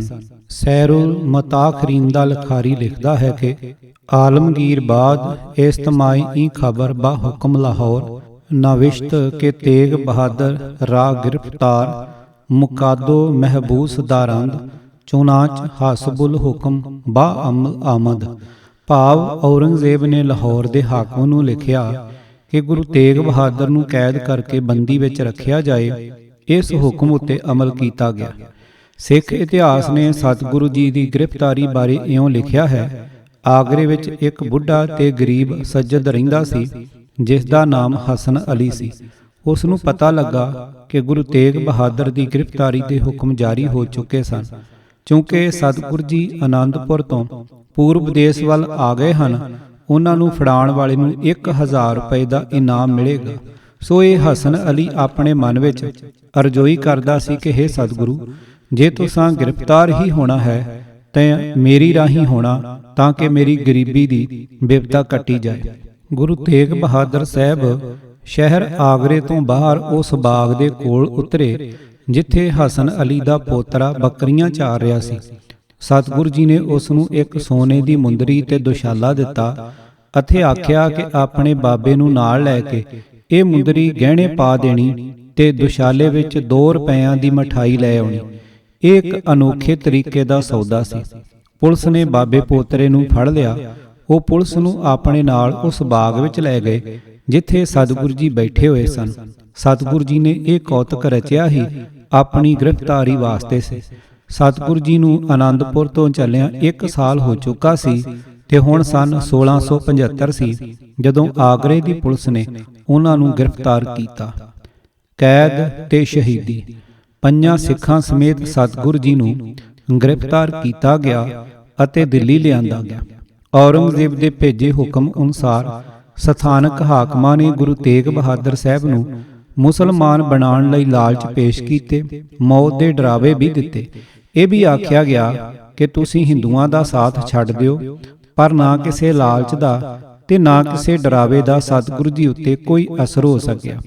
ਦੁਖੀਆਂ ਦੀ ਬਾਹ ਫੜਨੀ ਵੀ ਗੁਰੂ ਨਾਨਕ ਸਾਹਿਬ ਦੇ ਆਦਰਸ਼ ਅਨੁਸਾਰ ਹੀ ਸੀ। ਇਸ ਦੇ ਛੱਡਣ ਤੋਂ ਵੀ ਸਤਿਗੁਰੂ ਜੀ ਨੇ ਇਨਕਾਰ ਕਰ ਦਿੱਤਾ। ਉਹਨਾਂ ਦੇ ਸਾਹਮਣੇ ਤਾਂ ਨਿਸ਼ਾਨਾ ਇਹ ਸੀ ਕਿ ਨਿਡਰਤਾ ਨਾਲ ਮੌਤ ਦਾ ਸਾਹਮਣਾ ਕੀਤਿਆਂ ਸਹਿਮੇ ਹੋਏ ਲੋਕਾਂ ਦੀਆਂ ਅੱਖਾਂ ਅੱਗੇ ਇੱਕ ਉਹ ਦ੍ਰਿਸ਼ ਖੜਾ ਹੋ ਜਾਵੇਗਾ ਜਿਸ ਦੇ ਆਸਰੇ ਉਹ ਮਰਦਾਂ ਵਾਂਗ ਮੌਤ ਨਾਲ ਖੇਡਣ ਦੀ ਜਾਚ ਸਿੱਖ ਲੈਣਗੇ ਅਤੇ ਔਰੰਗਜ਼ੇਬ ਦੀ ਜ਼ੁਲਮ ਦੀ ਤਲਵਾਰ ਖੁੰਡੀ ਹੋ ਜਾਏਗੀ। ਭਿਆਨਕ ਮੌਤ ਦੇ ਡਰਾਵੇ। ਇਤਨੇ ਨੂੰ ਔਰੰਗਜ਼ੇਬ ਦਾ ਦੂਜਾ ਹੁਕਮ ਆ ਗਿਆ ਕਿ ਗੁਰੂ ਤੇਗ ਬਹਾਦਰ ਜੀ ਨੂੰ ਕਤਲ ਕਰ ਦਿੱਤਾ ਜਾਵੇ। ਸੈਰੁਲ ਮਤਾਖਰੀਨ ਦਾ ਲਖਾਰੀ ਲਿਖਦਾ ਹੈ ਕਿ ਬਾਅਦ ਚੰਦ ਰੋਜ਼ ਹੁਕਮ ਦੀਗਰ ਦਰ ਬਰਾਏ ਤੇਗ ਬਹਾਦਰ ਰਸੀਦ ਕਿ ਊਰਾਂ ਕਤੁਸ਼ਤੇ ਵਜੂਦਸ਼ ਰਾਚੰਦ ਹਿੱਸਾ ਨਮੂਦੈ ਅਤਰਾਫੇ ਸ਼ਹਿਰ ਬਿਆਵੇ ਜ਼ੰਦ। ਭਾਵ ਗੁਰੂ ਤੇਗ ਬਹਾਦਰ ਨੂੰ ਕਤਲ ਕੀਤਾ ਜਾਏ, ਉਸ ਦੇ ਜਿਸਮ ਦੇ ਟੋਟੇ ਕਰਕੇ ਸ਼ਹਿਰ ਦੇ ਸਭਨੀ ਥਾਈਂ ਲਟਕਾੜ ਦਿੱਤੇ ਜਾਣ।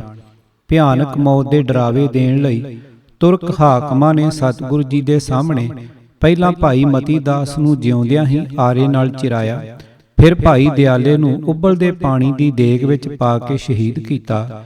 ਪਰ ਉਹਨਾਂ ਦੇ ਡਰਾਵੇ ਗੁਰੂ ਤੇਗ ਬਹਾਦਰ ਜੀ ਨੂੰ ਆਪਣੇ ਨਿਸ਼ਚੇ ਤੋਂ ਡੇਗ ਨਾ ਸਕੇ। ਆਖਰ 11 ਨਵੰਬਰ ਸਨ 1675 ਨੂੰ ਸਤਿਗੁਰੂ ਜੀ ਨੂੰ ਤਲਵਾਰ ਨਾਲ ਸ਼ਹੀਦ ਕੀਤਾ ਗਿਆ। ਦਿਨ ਵੀਰਵਾਰ ਸੀ। ਦੇਸੀ ਸੰਮਤ 1732 ਮੱਘਰ ਦੀ 11 ਤਰੀਕ ਸੀ। ਚੰਨ ਦੇ ਹਿਸਾਬ ਮੱਘਰ ਸੁਦੀ 5 ਸੀ। ਅਰਬ ਦੇਸ਼ ਦੇ ਹਿਜਰੀ ਸਾਲ ਦੇ ਮਹੀਨੇ ਰਮਜ਼ਾਨ ਦੀ 3 ਤਾਰੀਖ ਜਿੱਥੇ ਗੁਰੂ ਤੇਗ ਬਹਾਦਰ ਨੂੰ ਸ਼ਹੀਦ ਕੀਤਾ ਗਿਆ ਸੀ, ਉੱਥੇ ਚਾਂਦਨੀ ਚੌਂਕ ਵਿੱਚ ਹੁਣ ਗੁਰਦੁਆਰਾ ਸਾਹਿਬ ਹੈ ਜਿਸ ਦਾ ਨਾਮ ਸੀਸਗੰਜ ਹੈ। ਇਹ ਗੁਰਦੁਆਰਾ ਸਨ 1790 ਵਿੱਚ ਸਰਦਾਰ ਬਘੇਲ ਸਿੰਘ ਕਰੋੜ ਸਿੰਘੀਏ ਨੇ ਬਣਵਾਇਆ ਸੀ। ਭਾਈ ਜੈਤੇ ਦੀ ਹਿੰਮਤ। ਗੁਰੂ ਤੇਗ ਬਹਾਦਰ ਸਾਹਿਬ ਨੂੰ ਕਤਲ ਕਰਾਉਣ ਤੋਂ ਪਹਿਲੇ ਦਿਨ ਤੁਰਕ ਹਾਕਮਾਂ ਵੱਲੋਂ ਸ਼ਹਿਰ ਵਿੱਚ ਮੁਨਾਦੀ ਕਰਾਈ ਗਈ ਸੀ। 11 ਨਵੰਬਰ ਨੂੰ ਸਵੇਰੇ ਦਿੱਲੀ ਦੇ ਚਾਂਦਨੀ ਚੌਂਕ ਵਿੱਚ ਵੇਖਣ ਵਾਲਿਆਂ ਦੀ ਭੀੜ ਲੱਗ ਗਈ, ਜਿਸ ਵਿੱਚ ਮੁਸਲਮਾਨ, ਸਿੱਖ, ਹਿੰਦੂ ਸਭੇ ਹੀ ਸਨ। ਦੁਖੀ ਲੋਕਾਂ ਦੀ ਖਾਤਰ ਆਪਣੇ ਆਪ ਨੂੰ ਪੇਸ਼ ਕਰਨ, ਸਹਿਮੇ ਹੋਏ ਬੰਦਿਆਂ ਨੂੰ ਹੌਸਲਾ ਦੇ ਕੇ ਇਤਨੀ ਵੱਡੀ ਮੁਗਲ ਹਕੂਮਤ ਨੂੰ ਵੰਗਾਰਨਾ ਅਤੇ ਫਿਰ ਸ਼ਾਂਤ ਚਿੱਤ ਰਹਿ ਕੇ ਹੱਸਦੇ ਮੱਥੇ ਮੌਤ ਦਾ ਸਾਹਮਣਾ ਕਰਨਾ, ਇਹ ਕੋਈ ਸਧਾਰਨ ਜਿਹੀ ਗੱਲ ਨਹੀਂ ਸੀ। ਆਪਣੇ ਧਰਮ ਦੀ ਖਾਤਰ ਤਾਂ ਲੋਕ ਕੁਰਬਾਨੀਆਂ ਦਿੰਦੇ ਆਏ, ਪਰ ਇਹ ਇੱਕ ਅਲੌਕਿਕ ਖੇਡ ਸੀ ਕਿ ਗੁਰੂ ਤੇਗ ਬਹਾਦਰ ਸਾਹਿਬ ਉਸ ਜੰਝੂ ਤਿਲਕ ਆਦਿਕ ਦੀ ਰਾਖੀ ਲਈ ਸੂਰਮਿਆਂ ਵਾਂਗ ਸਿਰ ਦੇ ਰਹੇ ਸਨ, ਜਿਸ ਵਿੱਚ ਉਹਨਾਂ ਦੀ ਆਪਣੀ ਕੋਈ ਸ਼ਰਧਾ ਨਹੀਂ ਸੀ, ਜਿਸ ਦੇ ਵਿਰੁੱਧ ਸਗੋਂ ਉਹ ਆਪ ਹੀ ਪ੍ਰਚਾਰ ਕਰਦੇ ਸਨ। ਪਰ ਲੋਕਾਂ ਨੂੰ ਕਿਸੇ ਭੁਲੇਖੇ ਵਿੱਚੋਂ ਕੱਢਣ ਲਈ ਧੀਰਜ ਨਾਲ, ਪਿਆਰ ਨਾਲ ਸਮਝਾਉਣਾ ਹੋਰ ਗੱਲ ਹੈ ਤੇ ਮੌਤ ਦੇ ਡਰਾਵੇ ਦੇ ਦੇ ਕੇ ਹਟਾਉਣਾ ਹੋਰ ਗੱਲ ਹੈ। ਸੂਰਮਿਆਂ ਵਾਲੀ ਇਹ ਅਦੁੱਤੀ ਸ਼ਹੀਦੀ ਵੇਖ ਕੇ ਲੋਕਾਂ ਦੇ ਦਿਲ ਹਿੱਲ ਗਏ। ਚੁਫੇਰੇ ਹਾਹਾਕਾਰ ਮਚ ਗਈ। ਜਿਤਨੇ ਮੂੰਹ ਉਤਨੀਆਂ ਗੱਲਾਂ। ਉਸ ਹਫੜਾ ਦਫੜੀ ਵਿੱਚ ਭਾਈ ਜੈਤੇ ਨੂੰ ਮੌਕਾ ਮਿਲ ਗਿਆ। ਸਤਿਗੁਰੂ ਜੀ ਦਾ ਸੀਸ ਉਥੋਂ ਚੁੱਕ ਕੇ ਉਹ ਸਿੱਧਾ ਆਨੰਦਪੁਰ ਨੂੰ ਚੱਲ ਪਿਆ।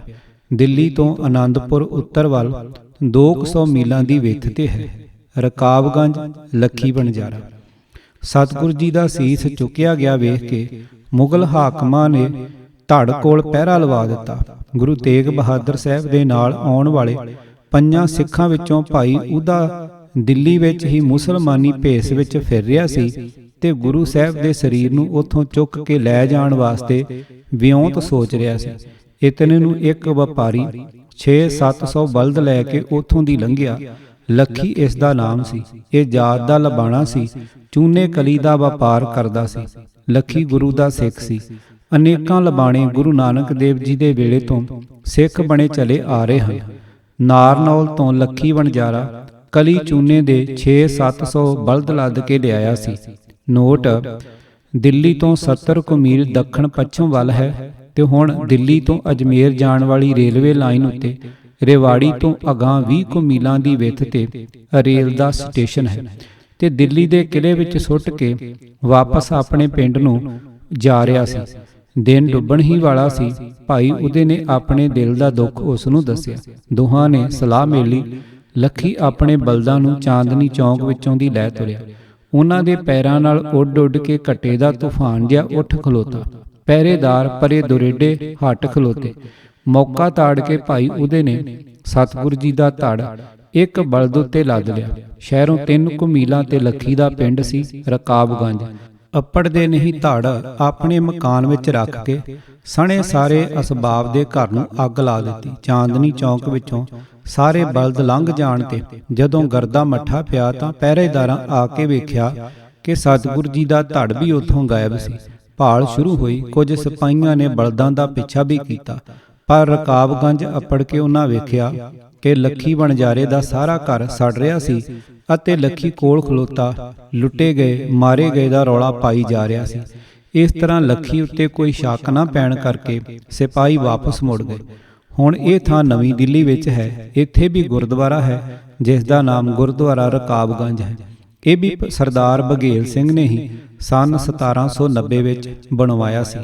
ਗੁਰੂ ਕੇ ਬੇਟੇ ਭਾਈ ਜੈਤਾ ਗੁਰੂ ਤੇਗ ਬਹਾਦਰ ਜੀ ਦਾ ਸੀਸ ਲੈ ਕੇ 225 ਮੀਲਾਂ ਦਾ ਪੈਂਡਾ ਮੁਕਾਉਣ ਲਈ ਦਿਨ ਰਾਤ ਇੱਕ ਕਰੀ ਜਾ ਰਿਹਾ ਸੀ, ਪਰ ਉਸ ਨੂੰ ਰਸਤੇ ਵਿੱਚ ਲੋਕਾਂ ਦੀ ਨਜ਼ਰ ਵੀ ਬਚਾਣੀ ਪੈ ਰਹੀ ਸੀ। ਧੜ ਦਾ ਸੰਸਕਾਰ ਕਰ ਕਰਾ ਕੇ ਭਾਈ ਉਹਦਾ ਵੀ ਵਾਹੋ ਦਾ ਹੀ ਆਨੰਦਪੁਰ ਨੂੰ ਚੱਲ ਪਿਆ। ਭਾਈ ਜੈਤੇ ਨੂੰ ਕੀਰਤਪੁਰ ਜਾ ਮਿਲਿਆ। ਦੋਵੇਂ ਰਲ ਕੇ ਆਨੰਦਪੁਰ ਗੁਰੂ ਗੋਬਿੰਦ ਸਿੰਘ ਜੀ ਦੇ ਪਾਸ ਪਹੁੰਚੇ। ਸਤਿਗੁਰੂ ਜੀ ਨੇ ਦੋਹਾਂ ਦੀ ਕੁਰਬਾਨੀ ਦੀ ਕਦਰ ਕੀਤੀ। ਭਾਈ ਜੈਤੇ ਨੂੰ ਗਲ ਨਾਲ ਲਾ ਕੇ ਬਚਨ ਕੀਤਾ, ਰੰਗਰੇਟੇ ਗੁਰੂ ਕੇ ਬੇਟੇ। ਭਾਈ ਜੈਤਾ ਪਛੜੀ ਹੋਈ ਸ਼੍ਰੇਣੀ ਵਿੱਚੋਂ ਸੀ। ਜਦੋਂ ਸੰਨ 1699 ਵਿੱਚ ਗੁਰੂ ਗੋਬਿੰਦ ਸਿੰਘ ਜੀ ਨੇ ਖਾਲਸਾ ਸਜਾਇਆ ਸੀ ਤਾਂ ਇਹਨਾਂ ਦੋਹਾਂ ਨੇ ਵੀ ਅੰਮ੍ਰਿਤ ਛਕ ਲਿਆ ਸੀ। ਭਾਈ ਜੈਤਾ ਜਿਉਣ ਸਿੰਘ ਤੇ ਭਾਈ ਉਦੇ ਸਿੰਘ ਬਣ ਗਿਆ ਸੀ। ਭਾਈ ਜਿਉਣ ਸਿੰਘ ਚਮਕੌਰ ਸਾਹਿਬ ਦੇ ਯੁੱਧ ਵਿੱਚ ਸ਼ਹੀਦ ਹੋਇਆ ਸੀ। ਗੁਰੂ ਤੇਗ ਬਹਾਦਰ ਸਾਹਿਬ ਦੇ ਸੀਸ ਦਾ ਸੰਸਕਾਰ ਆਨੰਦਪੁਰ ਵਿੱਚ ਕੀਤਾ ਗਿਆ। ਉੱਥੇ ਹੁਣ ਗੁਰਦੁਆਰਾ ਸੀਸਗੰਜ ਹੈ। ਜੀਵਨ ਸੰਖੇਪ। ਜਨਮ ਅਸਥਾਨ ਗੁਰੂ ਕੇ ਮਹਿਲ। ਜਨਮ ਤਾਰੀਖ 5 ਵੈਸਾਖ ਸੰਮਤ 1678, 1 ਅਪ੍ਰੈਲ ਸਨ 1621। ਗੁਰਿਆਈ ਅਪ੍ਰੈਲ 1664। ਪ੍ਰਗਟੇ ਸਾਵਣ ਦੀ ਪੂਰਨਮਾਸ਼ੀ ਪਿੰਡ ਬਾਬੇ ਬਕਾਲੇ ਵਿੱਚ। ਅੰਮ੍ਰਿਤਸਰ ਤੋਂ ਹੋ ਕੇ ਬਕਾਲੇ ਦੇ ਰਸਤੇ ਕੀਰਤਪੁਰ ਗਏ। ਆਨੰਦਪੁਰ ਵਸਾਇਆ 1665 ਵਿੱਚ। ਪੂਰਬ ਦੇਸ਼ ਦਾ ਦੌਰਾ 5 ਸਾਲ ਸਨ 1665 ਤੋਂ 1670 ਤੱਕ। ਵਾਪਸ ਆਨੰਦਪੁਰ ਆ ਕੇ 3-4 ਸਾਲ ਟਿਕੇ। ਹਿੰਦੂ ਜਨਤਾ ਨੂੰ ਤੁਰਕਾਂ ਦੇ ਨਵੇਂ ਜਾਰੀ ਕੀਤੇ ਜ਼ੁਲਮ ਦੇ ਸਹਿਮ ਤੋਂ ਬਚਾਉਣ ਲਈ ਦੇਸ਼ ਰਟਨ 1674 1675। ਗ੍ਰਿਫਤਾਰੀ ਔਰੰਗਜ਼ੇਬ ਦੇ ਹੁਕਮ ਨਾਲ ਆਗਰੇ ਗ੍ਰਿਫਤਾਰੀ। ਸ਼ਹੀਦੀ 11 ਨਵੰਬਰ ਸਨ 1675 ਦਿੱਲੀ। ਗੁਰੂ ਤੇਗ ਬਹਾਦਰ ਸਾਹਿਬ ਜੀ ਦੀ ਬਾਣੀ। ਗੁਰੂ ਤੇਗ ਬਹਾਦਰ ਸਾਹਿਬ ਦੇ ਲਿਖੇ ਹੋਏ 59 ਸ਼ਬਦ ਅਤੇ 57 ਸ਼ਲੋਕ ਹਨ। ਸ਼ਲੋਕ ਤਾਂ ਸ੍ਰੀ ਗੁਰੂ ਗ੍ਰੰਥ ਸਾਹਿਬ ਦੇ ਅੰਤ ਵਿੱਚ ਦਰਜ ਹਨ। ਸ਼ਬਦ ਹੇਠ ਲਿਖੇ 15 ਰਾਗਾਂ ਵਿੱਚ ਹਨ। ਗੌੜੀ ਵਿੱਚ 9, ਤਿਲੰਗ ਵਿੱਚ 3, ਆਸਾ ਵਿੱਚ 1, ਬਿਲਾਵਲ ਵਿੱਚ 3, ਦੇਵਗੰਧਾਰੀ ਵਿੱਚ 3, ਰਾਮਕਲੀ ਵਿੱਚ 3, ਬਿਹਾਗੜੇ 'ਚ 1, ਮਾਰੂ 'ਚ 3 ਸ਼ਬਦ, ਸੋਰਠ 'ਚ 12, ਬਸੰਤ 'ਚ 5, ਧਨਾਸਰੀ 'ਚ 4, ਸਾਰੰਗ 'ਚ 4, ਜੈਸਰੀ 'ਚ 3, ਜੈ ਜੈਵੰਤੀ 'ਚ 4 ਤੇ ਟੋਡੀ ਵਿੱਚ 1 ਤੇ ਕੁੱਲ ਜੋੜ 59। ਨੋਟ: ਜੈ ਜੈਵੰਤੀ ਰਾਗ ਸਿਰਫ ਗੁਰੂ ਤੇਗ ਬਹਾਦਰ ਸਾਹਿਬ ਨੇ ਵਰਤਿਆ ਹੈ।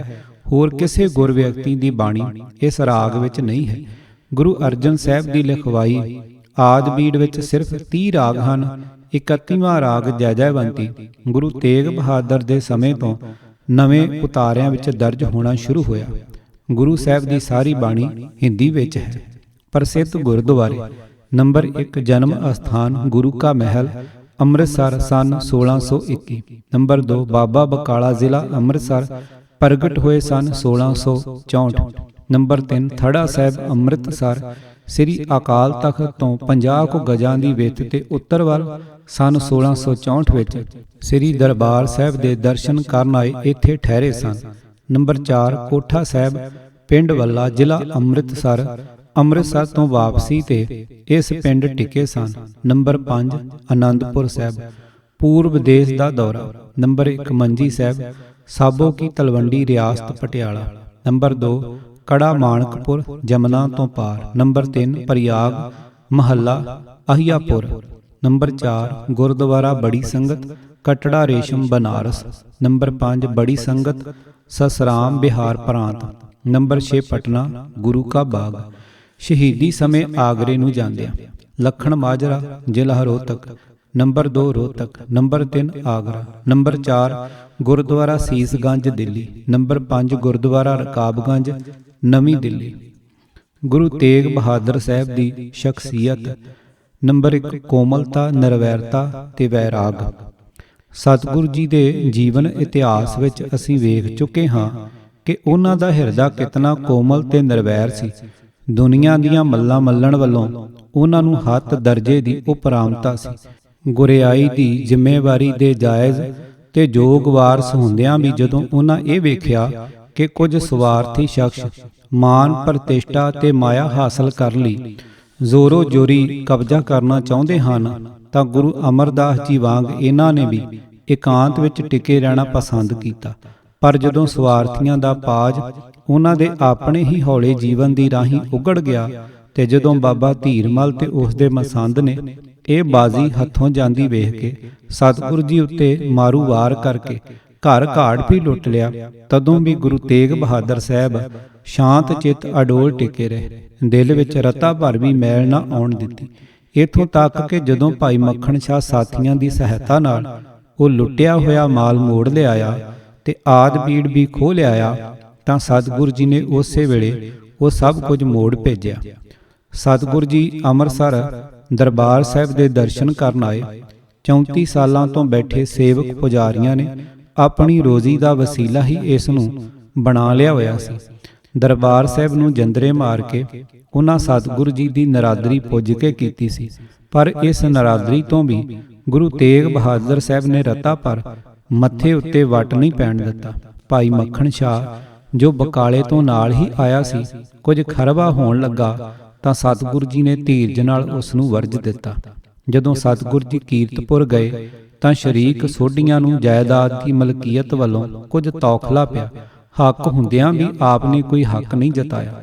ਸ਼ਰੀਕਾਂ ਦੀ ਪੂਰੀ ਨਿਸ਼ਚਿੰਤਤਾ ਦੀ ਖਾਤਰ ਸਤਿਗੁਰੂ ਜੀ ਨੇ ਉਹ ਨਗਰ ਹੀ ਛੱਡ ਦਿੱਤਾ ਤੇ ਉੱਥੋਂ ਪਰੇ ਕਹਿਲੂਰ ਰਿਆਸਤ ਵਿੱਚ ਇੱਕ ਪਿੰਡ ਦੀ ਕੁਝ ਜ਼ਮੀਨ ਮੁੱਲ ਲੈ ਕੇ ਨਵਾਂ ਨਗਰ ਵਸਾ ਲਿਆ।